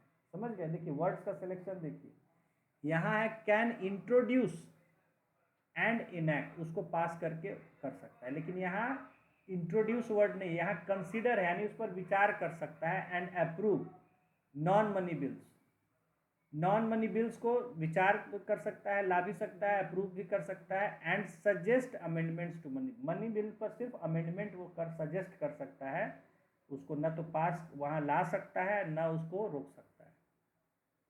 ठीक है. यहाँ है फिर approves proposals for taxation, budgets and annual financial statements. यहाँ भी है कि approves constitutional amendments, constitutional amendments को भी ये अप्रूव करता है ना. यानी उसको अप्रूव भी, पास भी कर सकता है, रिजेक्ट भी कर सकता है. कॉन्स्टिट्यूशनल अमेंडमेंट को वो रोक भी सकता है, पास भी कर सकता है. ठीक है. देखिए रोक दिया तो फिर ज्वाइंट के पार्लियामेंट की कमेटी पे पा जाएगा. नहीं, ज्वाइंट सेशन बुलाया जाता है, लेकिन कॉन्स्टिट्यूशनल अमेंडमेंट के केस में ज्वाइंट सेशन नहीं बुलाया जा सकता. तो फिर क्या होगा अगर रोक दिया तो रोक दिया तो वो अटक जाएगा, कभी पास ही नहीं कर सकता. एक मिनट हम इसको देख लेते हैं, रुकिए. आप जब बोल रहे हैं उसको एक बार हम भी रिवाइज कर लेते हैं, देख लेते हैं आपके लिए. तो ये सब एक्स्ट्रा वर्ड्स अलग से लिखने में ज़्यादा फायदा पड़ेगा। देखिए आपने जो बोला तो हाँ क्योंकि कॉन्स्टिट्यूशनल अमेंडमेंट अलग चीज़ है और नॉन जैसे वक्फ बिल ये सब है, ये अलग चीज़ है। तो ये कॉन्स्टिट्यूशनल एक्ट देखिए ज्वाइंट सेशन जो है यहाँ, एक मिनट, पार्लियामेंट 93 के बाद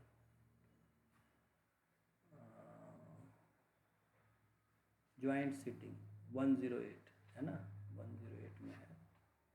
तो 108 जो है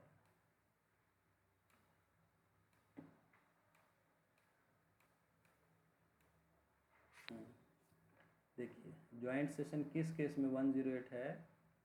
देखिए if after a bill has been passed by one house and transmitted to other house, the bill is rejected, the house have finally disagreed as to amendment more than 6 months elapsed, or the president unless the bill has provided nothing shall apply to a money bill in reckoning any such period where the president has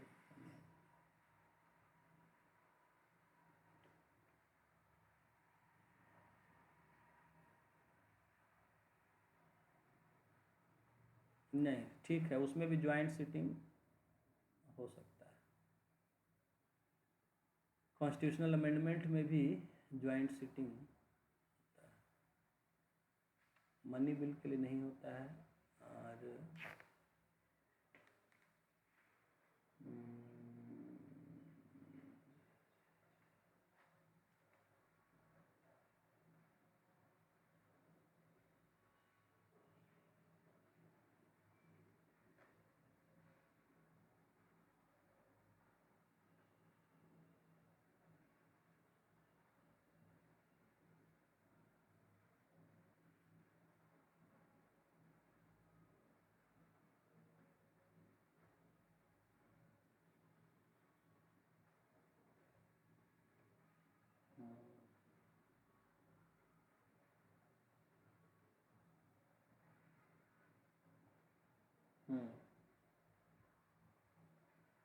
ठीक है, constitutional amendment के लिए भी हो सकता है, सिर्फ money bill के लिए है कि मनी बिल के लिए ज्वाइंट तो सिटिंग ज्वाइंट सिटिंग होगा, उसके बावजूद भी लोग अटकाए तब।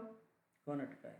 ज्वाइंट सिटिंग होगा तो 50-50% होगा ना दोनों का। नहीं 50-50 कैसे होगा?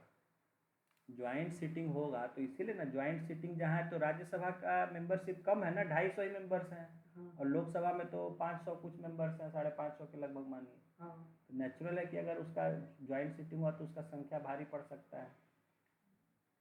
लोकसभा में जिसका मेजॉरिटी है तो उसका लेकिन वहाँ भी अगर डेडलॉक होता है तो फिर जो है उसको मतलब आगे उसका है कि ठीक है ज्वाइंट सिटिंग में जो होगा अगर वो वहाँ पर नहीं रिजॉल्व हो पाएगा तो नहीं हो पाएगा, तो फिर वही लास्ट, हाँ बिल खत्म हो जाएगा। जो अगर ज्वाइंट सिटिंग में भी नहीं हो पा रहा है, ठीक है, तो बिल लैप्स कर जाएगा, फिर पास ही नहीं होगा। तो फिर 6 महीने के बाद फिर से उस बिल को ला सकते हैं। हाँ फिर से ला सकते हैं, ऐसा थोड़ा कि रोक है कि बिल नहीं ला सकते। ठीक है, तो चलिए यहाँ जो था डाउट कि कॉन्स्टिट्यूशनल अमेंडमेंट के केस में क्या होगा, वहाँ है कि सिर्फ मनी बिल को छोड़ के सभी बिलों में ज्वाइंट सिटिंग हो सकती है। हाँ। अच्छा, ये जो ज्वाइंट पार्लियामेंट्री कमेटी को दिया गया था वन नेशन वन इलेक्शन, उसका क्या हुआ सर? अब वो चल रहा होगा, उनका उस पर काम चल रहा होगा, पेपर में देखिए क्या हुआ अभी तक मतलब। हाँ, उस पर रिपोर्ट आ रही है समय समय पर, उस पर आ रहा है कि भाई मीटिंग हो रहा है, कुछ कुछ बातें अभी उसको बैकफुट पर किए हुए हैं। ठीक है, तो यहाँ देखिए कि पावर्स ऑफ राज्यसभा हम देख रहे हैं कि अप्रूव्स कॉन्स्टिट्यूशनल अमेंडमेंट्स, कॉन्स्टिट्यूशन में भी अमेंडमेंट्स को अप्रूव करता है। Exercises control over executive by asking questions, introducing motions and resolutions. ठीक है, दोनों इसमें करते हैं इसी तरह का, control the executive by asking question, ठीक है, and through no confidence motion. अब यहाँ पर देखिए ध्यान देने की बात है कि नो कॉन्फिडेंस मोशन वो सिर्फ जो है लोकसभा में होता है, राज्यसभा में नहीं आता है, क्योंकि नेचुरल बात है कि उनकी कलेक्टिव रिस्पॉन्सिबिलिटी आपने जो पढ़ा है वो लोकसभा के प्रति होती है, राज्यसभा में नहीं होता है। तो इसीलिए नो कॉन्फिडेंस मोशन भी जो है वो लोकसभा में होता है, बाकी सारे मोशन और बहस और चर्चा सब राज्यसभा में भी होते हैं। ठीक है, फिर है अमेंड्स द कॉन्स्टिट्यूशन, कॉन्स्टिट्यूशन में अमेंड लोकसभा भी कर सकता है, राज्यसभा भी कर सकता है। अच्छा, ज्वाइंट सिटिंग यहाँ अमेंड्स तक, एक मिनट यहाँ ये देखने दीजिए कि क्या स्टार्ट कहाँ होगा। कॉन्स्टिट्यूशनल अमेंडमेंट तो दोनों में आ सकता है। एक procedure relating to bill of 109 and 117, a bill may originate in either house of parliament। 109 क्या है, मनी बिल्स, और 117 क्या है, फाइनेंशियल बिल्स। अच्छा, तो ये नहीं आता है काउंसिल ऑफ स्टेट में, बाकी सारे बिल लाए जा सकते हैं। ठीक है, तो कहने का मतलब है कि कॉन्स्टिट्यूशनल अमेंडमेंट बिल दोनों में कहीं भी लाया जा सकता है। इस वीडियो को बहुत ध्यान से देखिएगा, बाद में एक एक बात जो डिस्कस कर रहे हैं। तो नो कॉन्फिडेंस मोशन सिर्फ जो है वो लोकसभा में है, राज्यसभा में नहीं होता है। कॉन्स्टिट्यूशन का अमेंडमेंट कहीं से भी स्टार्ट हो सकता है और उसको दोनों को बराबर उसमें है, लेकिन नेचुरल है। ज्वाइंट सिटिंग के केस में मैंने बोला कि भाई ज्वाइंट सिटिंग होगा तो वहाँ लोकसभा का थोड़ा सा पलड़ा भारी, क्योंकि संख्या उनकी ज़्यादा होती है। Next, participates in the election and removal. Sitting में कितना कैंडिडेट जाता है, मतलब कि सभी जाते हैं, सभी को बुलाया बैठना होता है। अब आए नहीं आए वो अलग बात। अच्छा, सभी को बैठना रहेगा। हाँ, उसके बाद में वोटिंग होगा। हाँ, तो हाफ हाफ अगर हो गया तो फिर नहीं तो फिर होगा। हाँ डेडलॉक वहाँ हो जाएगा। मान लीजिए कि एक बंदा ज़्यादा वोटिंग कर दिया तो फिर पास हो जाएगा। तो फिर देखिए यहाँ approves the proclamation of emergency. Emergency का प्रोक्लेमेशन होता है तो वो भी जो है वो अप्रूव करता है। यहाँ पे राज्यसभा का मुझे लगता है राज्यसभा में भी होता है वो। इमरजेंसी लाया जाता है, इमरजेंसी के लिए पार्लियामेंट का सेशन होता है तो देखिए हाँ ये बात है यहाँ पर।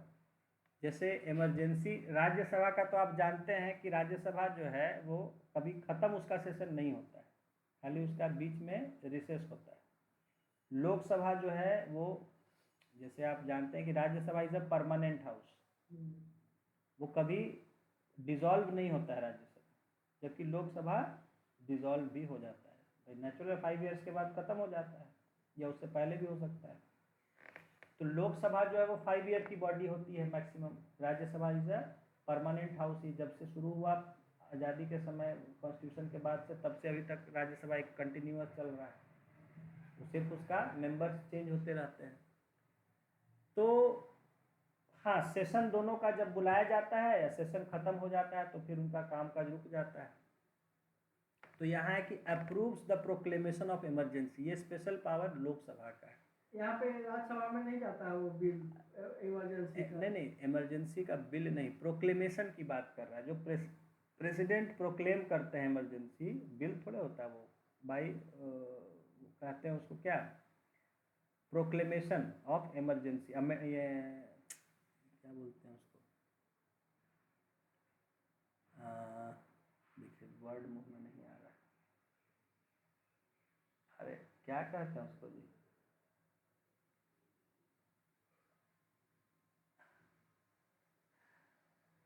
अरे ऑर्डिनेंस, ठीक है ना। तो प्रेसिडेंट के ऑर्डिनेंस के द्वारा इशू किया जाता है। हाँ, ऑर्डिनेंस के द्वारा इशू किया जाता है इमरजेंसी का प्रोक्लेमेशन। इमरजेंसी की घोषणा होती है कि by order of the president emergency is declared. हाँ, तो मैं बता रहा हूँ कि भाई प्रेसिडेंट की तरफ से घोषणा होती है तो फिर उसको 6 महीने के अंदर जो है वो उसकी सेशन हाँ, या जब सेशन उसका आया तो उसके बाद उसको डिस्कस और उसको अप्रूव या डिसअप्रूव किया जाता है। अगर अप्रूव कर दिया गया तो वो चलता रहेगा 6 महीने तक, अगर नहीं अप्रूव किया तो ऑर्डिनेंस आया, उसके बाद वो देखिए ऑर्डिनेंस कब आता है, जब सेशन में नहीं होता है हाउस।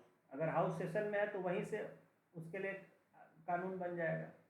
अगर हाउस सेशन में नहीं है तो प्रेसिडेंट वहाँ इशू करते हैं इमरजेंसी प्रोक्लेमेशन कि भाई इमरजेंसी लगाई जाती है। अब उसके जो है 6 महीने का पीरियड होता है इमरजेंसी का। अगर 6 महीने के अंदर में लेजिस्लेचर आ गया और डिसअप्रूव अगर कर दिया तब तो उसी समय से खत्म हो जाएगा। लेजिस्लेचर लोग फिर हाँ वोटिंग करेगा कि कितना हाँ, कितना है। मैंने अगर उसका वोटिंग वहाँ उसके हो गया कि नहीं इसको खत्म कर देना चाहिए तो उसी दिन से खत्म हो जाएगा। हाँ, 6 महीना के अंदर में अगर असेंबली हो हाँ, रहा है लोकसभा का अगर तो 6 महीना में नहीं आया तो अपने आप ही 6 महीना बाद खत्म हो जाता है, अनटिल और कि उसको एक्सटेंड करने का फिर ऑर्डर हो या कहने का मतलब एक्सटेंड या फिर रोकना या फिर आगे बढ़ाने के लिए हाँ वहाँ पर हाँ, डिस्कशन लोकसभा होता है में लोकसभा डिस्कशन में। होता है, ठीक है। राज्यसभा में नहीं आता है वो। नहीं नहीं, लोकसभा में ही होता है।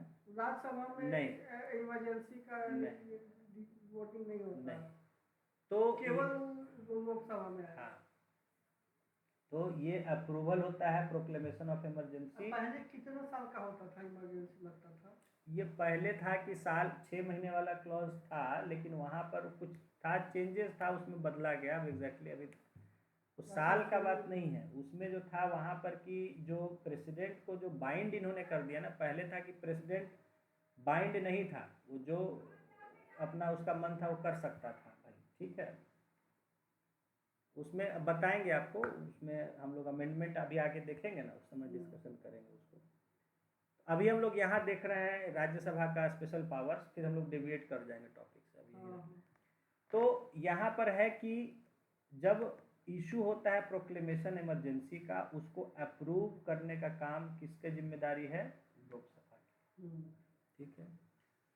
उसके बाद है elects the president and vice president and removes जजेस of supreme court and high court. President vice president के इलेक्शन और सुप्रीम कोर्ट या हाई कोर्ट के जजेस के रिमूवल में दोनों को बराबर वो है, ठीक है ना। यहाँ ये भी करता है, यहाँ भी करता है, यहाँ भी दोनों बराबर है। हाँ।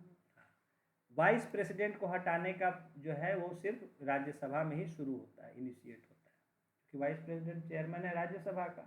उसके बाद लोकसभा में जाएगा। हाँ जाएगा, डेफिनेटली जाएगा। वहाँ पर रोक दिया था। हाँ रोक दिया तो रोक दिया। लेकिन यहाँ पर है कि वाइस प्रेसिडेंट को हटाने का जो है वो इसी में खाली शुरू होता है, राज्यसभा में। उसके बाद establishes committees and commissions and considers their reports, तो ये दोनों का वहाँ है। And can give the union parliament power to make laws on matters included in state list. ये जो है ये राज्यसभा का स्पेशल पावर। अगर पार्लियामेंट स्टेट लिस्ट के सब्जेक्ट पर कोई लॉ बनाना चाहती है जो स्टेट के अंडर में है, समझ गए? लिस्ट आपको पता है, union list, state list, concurrent list. जो यूनियन लिस्ट में है उस पर यूनियन गवर्नमेंट को पावर है, पार्लियामेंट को। जो कॉन्करेंट लिस्ट है उसमें स्टेट और यूनियन दोनों को पावर है लॉज बनाने का। जो स्टेट लिस्ट है वहाँ सिर्फ स्टेट गवर्नमेंट, स्टेट लेजिस्लेचर को पावर है। लेकिन अगर किसी कारण वह स्टेट लिस्ट के सब्जेक्ट पर यूनियन पार्लियामेंट को लॉ बनाना है तो उसके लिए वो जो है राज्यसभा से ही वो प्रपोजल आता है, उसमें राज्यसभा को स्पेशल पावर। मान लीजिए कि ले आया लोकसभा में, नहीं आएगा, वहाँ है ही नहीं, उसको पावर तो कैसे ले आएगा? नहीं, केवल लोक राज्यसभा में ही आएगा। हाँ राज्यसभा में ही आएगा। स्टेट लिस्ट पे वहाँ से जाएगा भले वहाँ लोकसभा में, उसके बाद लोकसभा में हाँ, जाएगा ना जाएगा, ऊपर, तो हाँ। ऊपर उन लोग कर दिया तो लटका कर दिया तो लटक जाएगा, वो अलग चीज़ है। लेकिन वो लोकसभा ला नहीं सकती, वो आएगा राज्यसभा में, ये बात ध्यान रखिए। केवल स्टेट लिस्ट पे। हाँ स्टेट लिस्ट, तो ये उसका स्पेशल पावर्स में आता है। वही यहाँ देखिए आपको डिस्कस किया होगा उन्हीं बातों को, और वही सब चीज़ लिखा हुआ है स्पेशल पावर्स ऑफ राज्यसभा। देखिए अच्छा, एक और उसमें आपको हम बताए थे कि ऑल इंडिया सर्विसेज अगर क्रिएट करना है उसको लेके भी स्पेशल पावर राज्यसभा में ही आता है। इसमें लिख ले। हाँ आएगा, इसमें आएगा, अभी दिखा देते हैं। देखिए, as you know the Rajya Sabha is an institutional mechanism to provide representation to the states. Rajya Sabha किस लिए होती है?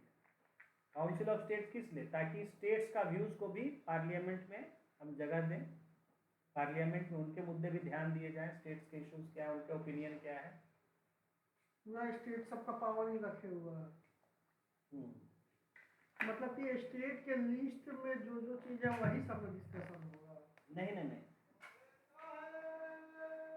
डिस्कशन तो अलग बात है, डिस्कशन तो वहाँ हर मुद्दे पर होगा।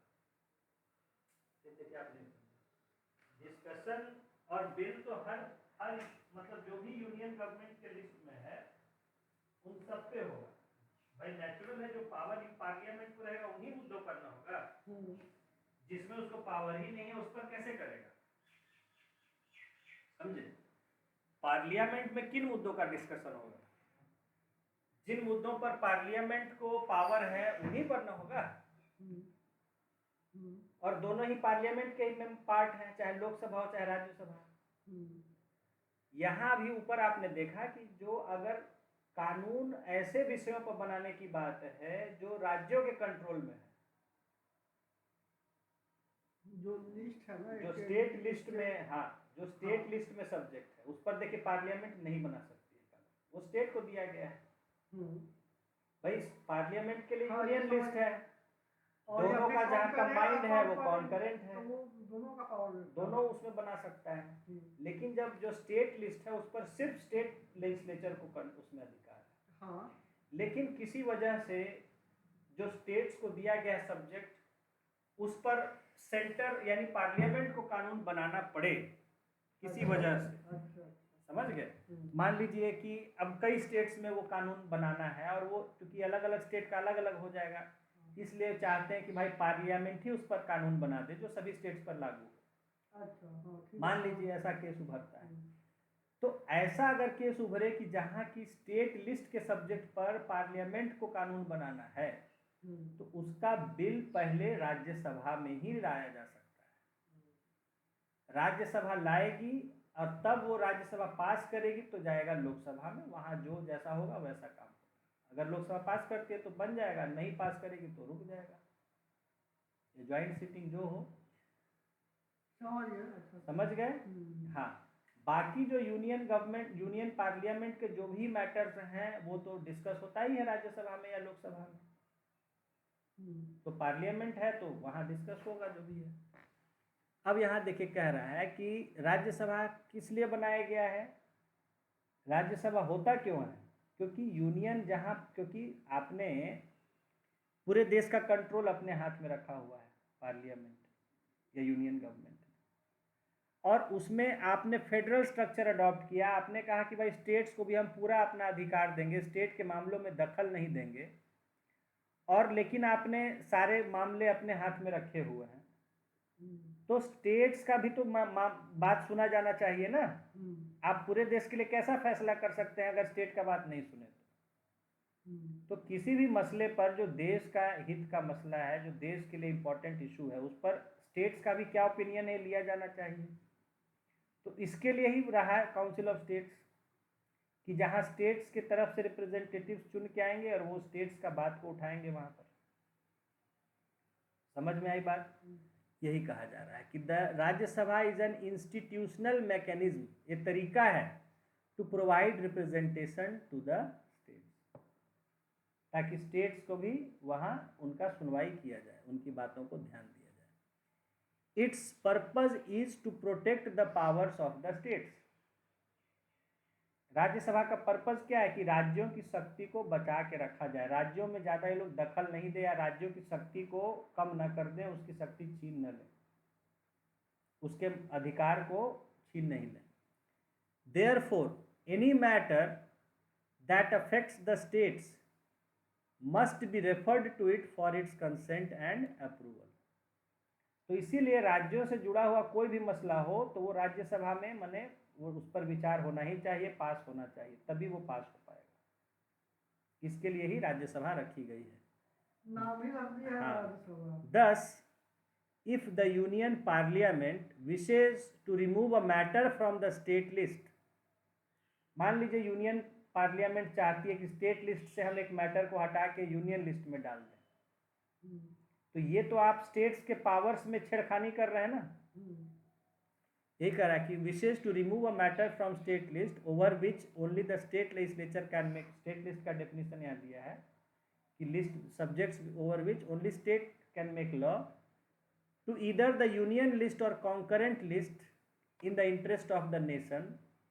मान लीजिए कि देश के हित में या जिस भी कारण से वो चाहता है कि स्टेट लिस्ट से किसी सब्जेक्ट को हटा के हम यूनियन में डाल दें या कॉन्करेंट लिस्ट में डाल दें, the approval of Rajya Sabha is necessary.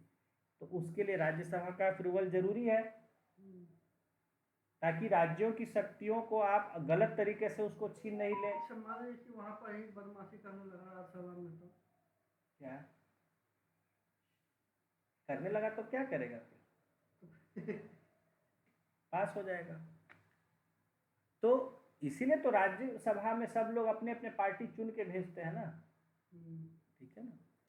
This provision adds to the strength of the Rajya Sabha, इस प्रोविजन से क्या है, राज्यसभा की ताकत बढ़ती है।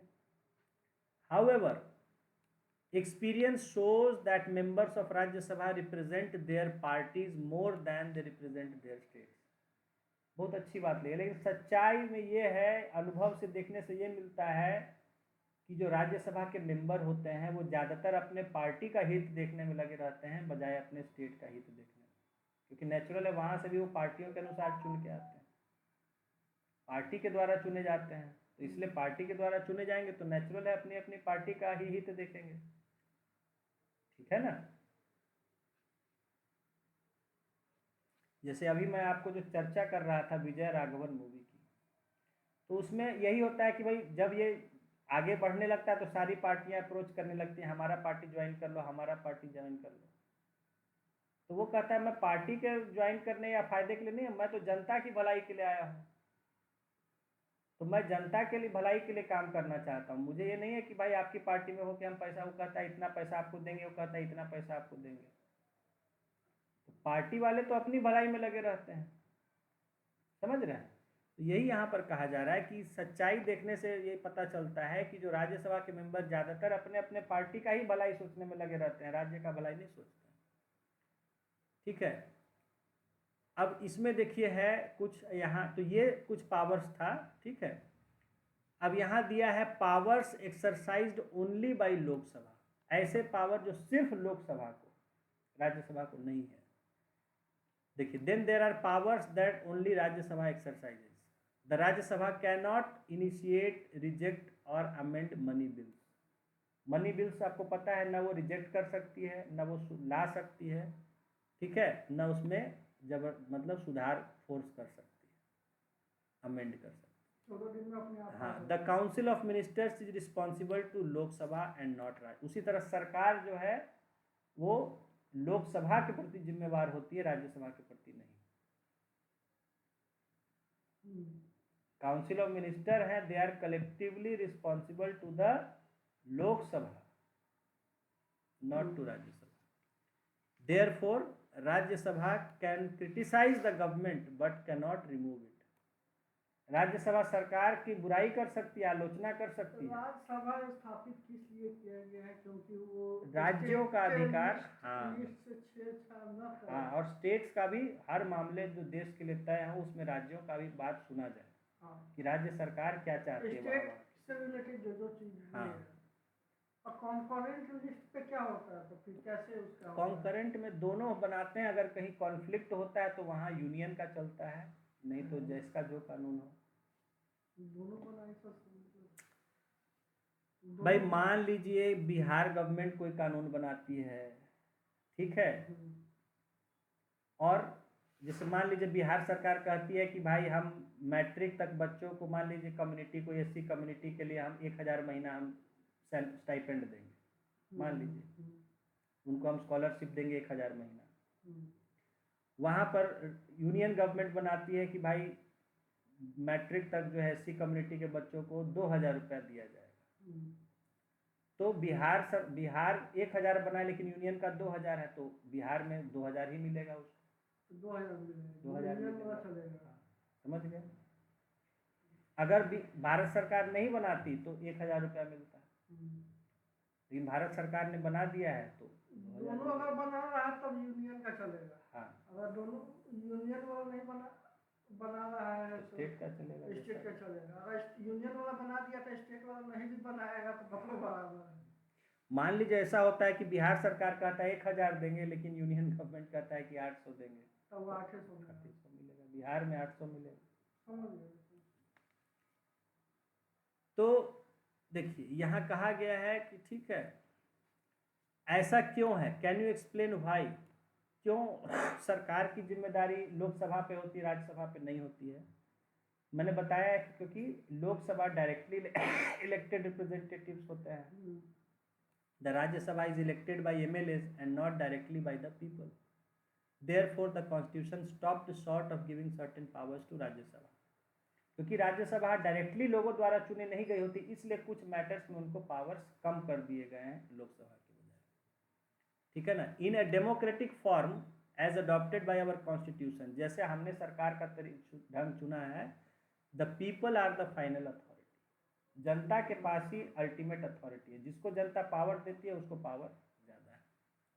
By this logic, the representatives directly elected by people should have crucial powers of removing a government and controlling the finances. Hello, हाँ दे दीजिए नीचे।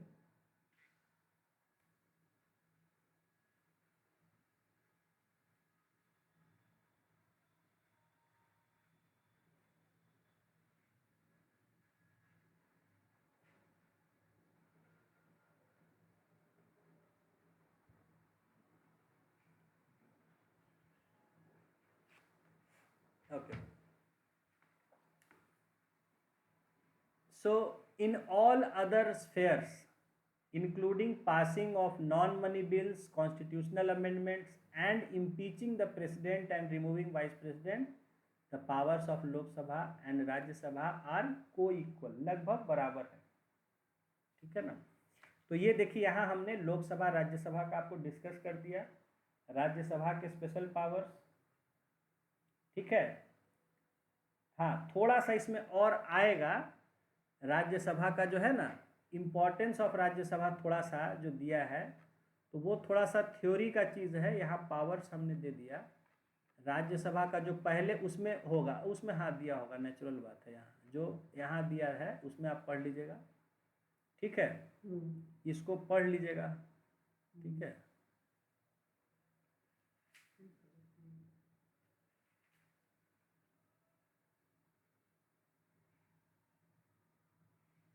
इसको क्या करा दें, क्या डिस्कस? नहीं है, कुछ इम्पोर्टेंस है इसमें, ऐसा नहीं है। तो यूएस का खाली लिखा हुआ है, यूएस का नहीं लिखा हुआ है, हमारे यहाँ का भी लिखा हुआ है। अच्छा चलिए, थोड़ा सा यहाँ पे आपको एक्सप्लेन इसी में कर देते हैं। राज्यसभा, ठीक है, जैसा है कि each of the two houses of parliament has different basis of representation. आपको पता है कि दोनों जो हमारा हाउस है, राज्यसभा लोकसभा, उसमें रिप्रेजेंटेशन का तरीका अलग अलग है। एक जगह है जहाँ लोग डायरेक्टली इलेक्ट करते हैं, अपना 10 लाख के पॉपुलेशन में एक रिप्रेजेंटेटिव को चुन के भेजते हैं बाय वोटिंग, डायरेक्ट इलेक्शन। जबकि दूसरी तरफ क्या है कि जो इलेक्टेड एमएलएज और एमएलएज हैं, ठीक है ना, वो वहाँ से, या एमएलसी हैं, तो वो चुन के वहाँ से अपना मेंबर भेजते हैं काउंसिल ऑफ स्टेट। तो दोनों में तरीका अलग अलग है रिप्रेजेंटेशन का, एक जगह डायरेक्ट रिप्रेजेंटेटिव है, एक जगह इनडायरेक्ट रिप्रेजेंटेटिव है। The Rajya Sabha represents the states of India. अभी आपको एक्सप्लेन किए कि स्टेट्स को रिप्रेजेंट करते हैं। It is an indirectly elected body, it is an indirectly elected body. ठीक है, देखिए, residents of the state elect members to state legislative assembly. जो किसी स्टेट के निवासी होते हैं, नागरिक होते हैं, वो डायरेक्टली किसको चुनते हैं? अपने यहाँ के असेंबली के विधायक को चुनते हैं।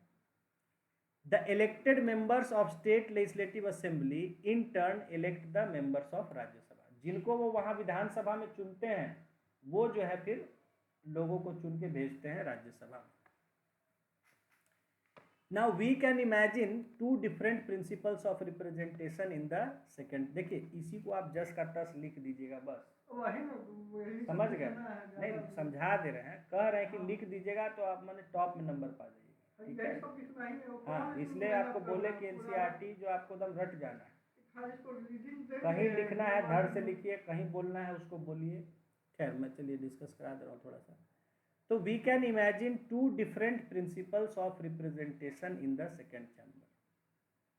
ठीक है, ये थोड़ा सा वो दिया है कि दो तरह से हो सकता है, जो हम लोग पहले डिस्कस कर चुके हैं, कि जहाँ पॉपुलेशन वाइज या तो या एरिया वाइज आप बांट दें, जैसे भी है ना, क्योंकि कई मेथड में जो है, जो छोटे बड़े स्टेट्स हो जाते हैं जिनका लेस पॉपुलेशन है, लार्ज पॉपुलेशन है ना।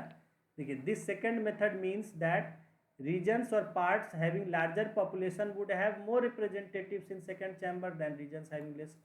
अब ये बात सही है कि नहीं? आपके जितने सब जगह सीटें अलग अलग है राज्यसभा की, Limited. है ना। बिहार में भाई, बिहार में कितना है, 40 सीटें हैं। बिहार में 40 सीटें राज्यसभा में। नहीं सॉरी, राज्यसभा नहीं, 16 नहीं राज्यसभा, लोकसभा करने के लिए, हाँ 16 है। तो हाँ लोकसभा का बोल दिए। तो जैसे कि हर स्टेट में अलग अलग है अकॉर्डिंग टू इट्स पॉपुलेशन, ठीक है ना। तो वहाँ ये हो सकता है कि भाई जिन राज्यों का ज़्यादा पॉपुलेशन है वहाँ का ज़्यादा वहाँ रिप्रेजेंटेशन होता है। In the USA every state has equal representation in the senate. USA में ऐसा नहीं, यूएसए में हर स्टेट से एक ही वहाँ सेनेट से सेनेटर होता है, सब से एक एक राज्य है ना। कोई ये नहीं है कि छोटा है कि बड़ा है, हर स्टेट से एक सेनेटर वहाँ चुना जाता है। तो 51 स्टेट्स हैं तो 51 सेनेटर्स वहाँ होते हैं। 51 स्टेट है वहाँ पर। हाँ 50+1 अलास्का 51st है। अरे बहुत ना ज़्यादा स्टेट है। हाँ 51 उतना ज़्यादा स्टेट्स नियम कानून हर स्टेट का अलग अलग अलग। खैर तो प्रेसिडेंट पगला नहीं जाता होगा। हाँ खैर देखिए, प्रेसिडेंट को सबसे मतलब ही नहीं है, प्रेसिडेंट का वहाँ अलग ही सिस्टम, उसको कोई मतलब ही नहीं है नियम कानून से, वो सब करना। हाँ देखिए, in the USA every state has equal representation, ये एक तरीका है। हमारे यहाँ सेकंड तरीका है कि अकॉर्डिंग टू पॉपुलेशन, ठीक है ना। तो जैसे यहाँ कहा है कि यूएसए में सबको एक जैसा है, this ensures equality of all state, इससे सब स्टेट बराबर हो जाते हैं।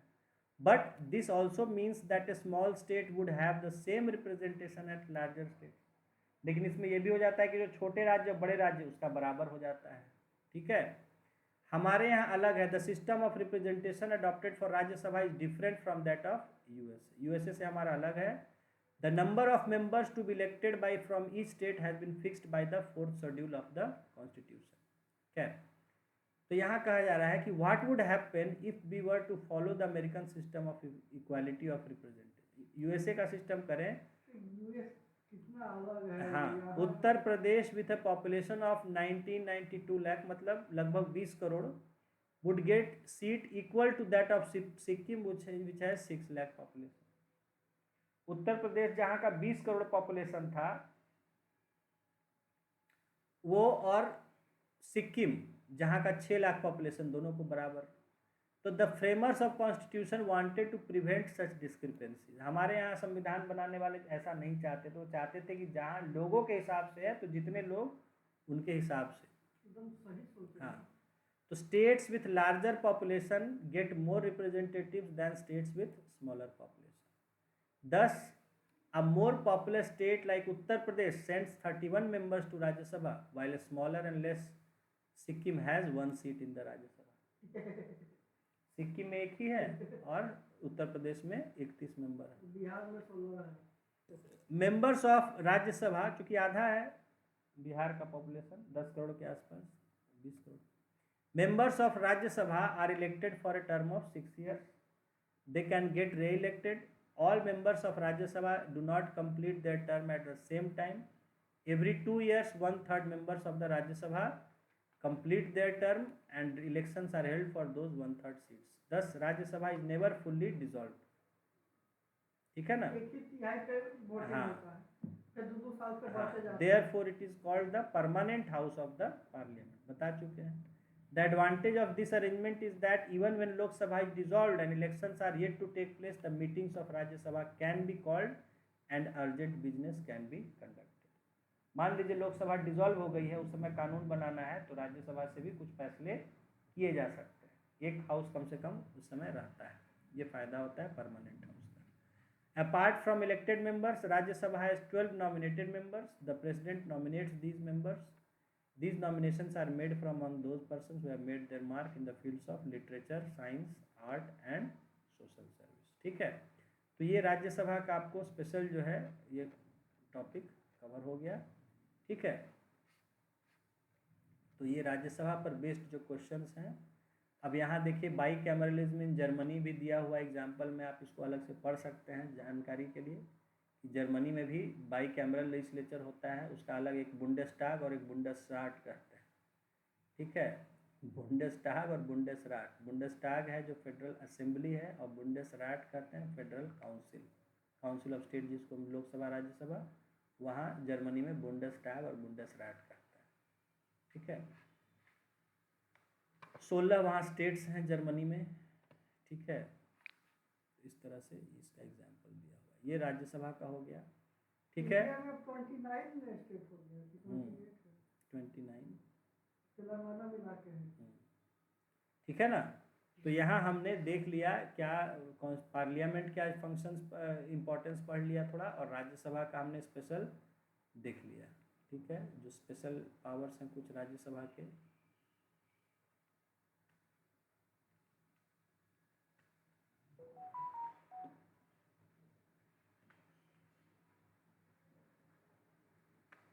ठीक, तो ये हमारा आज पार्लियामेंट का डिस्कशन जो है ख़त्म हो गया। अब इसके बाद हाँ, तो कितना अभी हुआ है? ठीक है, छोड़ देते हैं, चलिए। लेजिस्लेचर तो ऐसे भी कंप्लीट हो गया, जुडिशियरी चलेगा। ठीक है, तो प्रेस नेक्स्ट चलेगा ना। नेक्स्ट दिन में वो कराएंगे फेडरलिज्म, हाँ स्टार्ट कराएंगे। जुडिशियरी अभी एक बार हम जुडिशियरी क्वेश्चंस कुछ देख लेते हैं जुडिशियरी जो से देख और लीजिएगा आगे जो और बढ़ने से पहले। क्वेश्चंस आया हुआ है उसको हम देख लेते हैं। जुडिशियरी से ज़्यादा आएगा नहीं ना इसमें? जुडिशरी से आएगा, क्यों नहीं आएगा नहीं, क्वेश्चन? ज़्यादा क्वेश्चन जैसे पीआई नहीं, वही देख लेते हैं, इसीलिए कहे कि अभी उनको देख लेते हैं। देखिए, फेडरल तो स्टार्ट होगा ही, लेकिन उससे पहले जुडिशियरी से कहीं कुछ छूट गया वही हो। इसीलिए हम कहे कि उसको देख लेते हैं। ये तो अच्छा हुआ कि करा दिए इसको।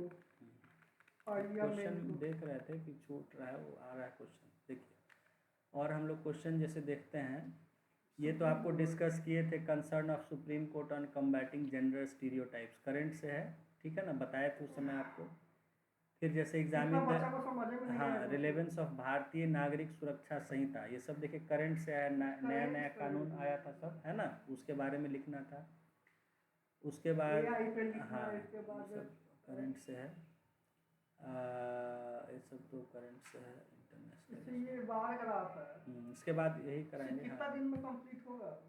एक हफ्ता में हो जाएगा, ज़्यादा नहीं। टेंशन वाला नहीं ना है? नहीं, बहुत सिंपल है, बहुत। वो तो आपको मार्क्स कमाने वाला चीज़ है। ज़्यादातर लोग पहले उसको करता है कि मार्क्स उससे आसानी से मिल जाता है। मतलब कितना देर लगेगा? सिंपल मैथमेटिक्स है। स्पीड में बनाएंगे तो कितना देर में बन अरे जाएगा? बहुत सिंपल क्वेश्चन होता आधा है। घंटा में के अंदर हाँ, आराम से हो जाएगा, बहुत सिंपल होता है, लेकिन खाली करना, उसको सीखना रहता है। हाँ, तो प्रैक्टिस करेंगे ना, तो रोज प्रैक्टिस तो आधा घंटा भी करेंगे तो बहुत है। देखिए, और यहाँ पर जैसे देखिए, critically examine the basic structure theory. हाँ, बेसिक स्ट्रक्चर थ्योरी जुडिशरी में आपको बोले थे अभी कराना है ना, आज डिस्कस वो एक टॉपिक बन जाएगा जुडिशियरी में। हाँ, वो अभी कराना है, करा देंगे। इज रिजर्वेशन फॉर, ये तो करंट से है।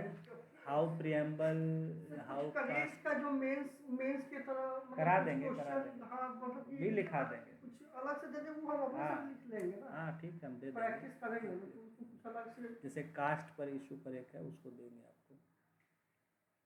देखिए, discuss the institution between president and prime minister, ये सब है। इंडियन क्वेश्चन है ना, छूटेगा एक भी? बिल्कुल नहीं, लेकिन करंट जो आया वो क्वेश्चन है उसको, अरे हार्डली का बात हम कर रहे हैं, डर लगता ही है। करेंट अफेयर्स तो आपको देखिए पढ़ना पड़ेगा ना, न्यूज़पेपर में पढ़ना ही पड़ेगा। जो आप दे दीजिएगा हाँ, उससे नहीं बचना चाहिए, उससे बस, तो वही बात है। देखिए, इंडियन फेडरलिज्म पर आया हुआ क्वेश्चन, तो ये फेडरलिज्म आपको कराना है। उसके बाद हाँ, अभी नेक्स्ट टॉपिक है कोलिशन पॉलिटिक्स इन बिहार, एक बिहार का भी टॉपिक हाँ कराना है, बिहार का। उसके बाद लोकल गवर्नमेंट, पंचायती राज, ठीक है, grass root level in Bihar. Local government अभी है ना, हाँ, नेक्स्ट चैप्टर 8 है, इसके बाद बचा हुआ है, लोकल गवर्नमेंट है। ठीक है, उसके बाद देखिए, फिर यहाँ हम लोग जो अपने टॉपिक से देख ले रहे हैं, 2-3 टॉपिक अभी हम लोग कर लिए ना, लेजिस्लेचर कर लिए, एग्जीक्यूटिव कर लिए, जुडिशरी कर लिए। ठीक है, ये 3 हम लोग कर लिए, तो उसका देख लेते हैं क्वेश्चन। हाँ, पहले ये सबका छूटा ना हो, ये तीनों में से अब जुडिशियरी ही बचा हुआ है। अब देखिए, यहाँ भी वही है, डॉक्ट्रिन ऑफ बेसिक स्ट्रक्चर। ठीक है, in the wake of criticism by vice president critically examine the doctrine of basic structure. Basic structure पर क्वेश्चन आ ही रहा है। देखिए, do you think this debate will prove to be a point of clash between executive and judiciary in near future? क्या आपको लगता है कि आगे चल के सरकार और कर देंगे? अगला क्लास इसी पर कर देंगे बढ़िया से। हाँ, ये आपको अच्छा से समझा देंगे क्वेश्चन कल नेक्स्ट क्लास में। कल ही नेक्स्ट मतलब कल ही ना, हाँ। ये कह रहे कि कल 7 बजे से हो जाएगा। हाँ हाँ।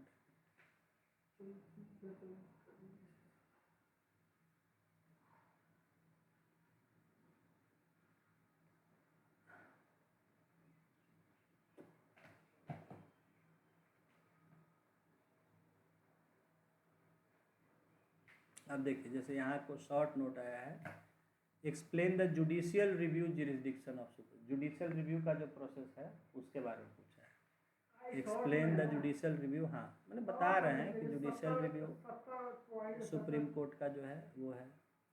और फिर यहाँ देखिए, discuss the composition and powers of Rajya Sabha and identify its role as second chamber of parliament. पूरा डिस्कस आपको कर दिए, उसी चीज़ को लिख देना है। और में भी दिया हुआ सबसे बड़ी बात है कि हाँ। फायदा करेगा ये वाला। कोई क्वेश्चन आपको ये नहीं रहेगा कि नहीं मेरा किया हुआ तैयार। ठीक है, उसके बाद सेकंड पेपर हाँ हो गया। उसके बाद 68 हो गया, 67 में देखते हैं।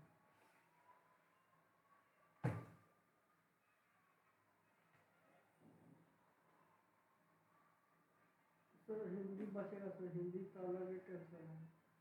हिंदी पढ़ते रहिए, इसलिए क्या कि पेपर न्यूज़ पेपर से नहीं ना होगा सर। देखिए, जैसे यहाँ क्वेश्चन है, अच्छा क्वेश्चन है। It is generally alleged that ruling party misuses the constitutional institutions for its vested interest. कि रूलिंग पार्टी जो है वो संविधान में जो दिया गया है उसका मिसयूज करती है पावर्स अपने फायदे के लिए। हाँ, तो वक्त बिल एक अच्छा है। Do you agree with this view? Give arguments in support of your answer.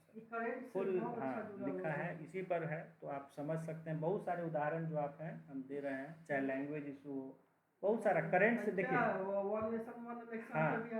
हमेशा जो है जब आप आंसर करिएगा उसमें करंट का जरूर जोड़ के लिखिएगा। हाँ, ये सब मुद्दा रोज आ रहा है, चाहे वो मेंस में हो या इंटरव्यू जहाँ भी हो, बताइएगा अभी किसी को तो उससे देखिए करंट से जोड़ के। एनसीईआरटी प्लस न्यूज़ का बस न्यूज़पेपर पहले तो एनसीईआरटी का आंसर हाँ। लिखेंगे, उसके बाद एग्जांपल में न्यूज़पेपर करंट से जोड़ के उसको लिखना है। जैसे यहाँ डायरेक्टली पूछ ही दिया है कि discuss the concept of one nation one election and give your arguments for and against it. वो बोल रहा है कि आप बताइए सही है कि गलत है, उसका तर्क दीजिए पक्ष विपक्ष में। दोनों पे देना होगा। हाँ, दोनों तरफ उसके फायदे भी गिनाने हैं कि क्या हो सकता है फायदा अगर सही से लागू हो तो, लेकिन अगर हम और अगर उसका मिसयूज हो तो क्या क्या नुकसान भी हो सकता है। और कोई एक चीज़ को हम ज़्यादा लिख दें, एक चीज़ पे उतना नहीं लिखे तो काम नहीं करेगा। उसके बाद देखिए इसमें 67 में देखिए, एन इंडिपेंडेंट जुडिशरी, अभी आपको डिस्कस करा है जुडिशरी का independence. Having the power of judicial review is a salient feature of constitution of India. बस जो लास्ट आपको कराया है जुडिशरी का वही पूरा लिखना है। Do you think judicial activism has further added to the powers of supreme court? Explain with examples. पूरा जो क्लास का निचोड़ है आपको उसमें डिस्कस किए लास्ट वो लिख देना है। ठीक है, तो ये जुडिशरी पर आ गया क्वेश्चन। ये सब पूरा एनसीईआरटी बेस ही है पूरा ही।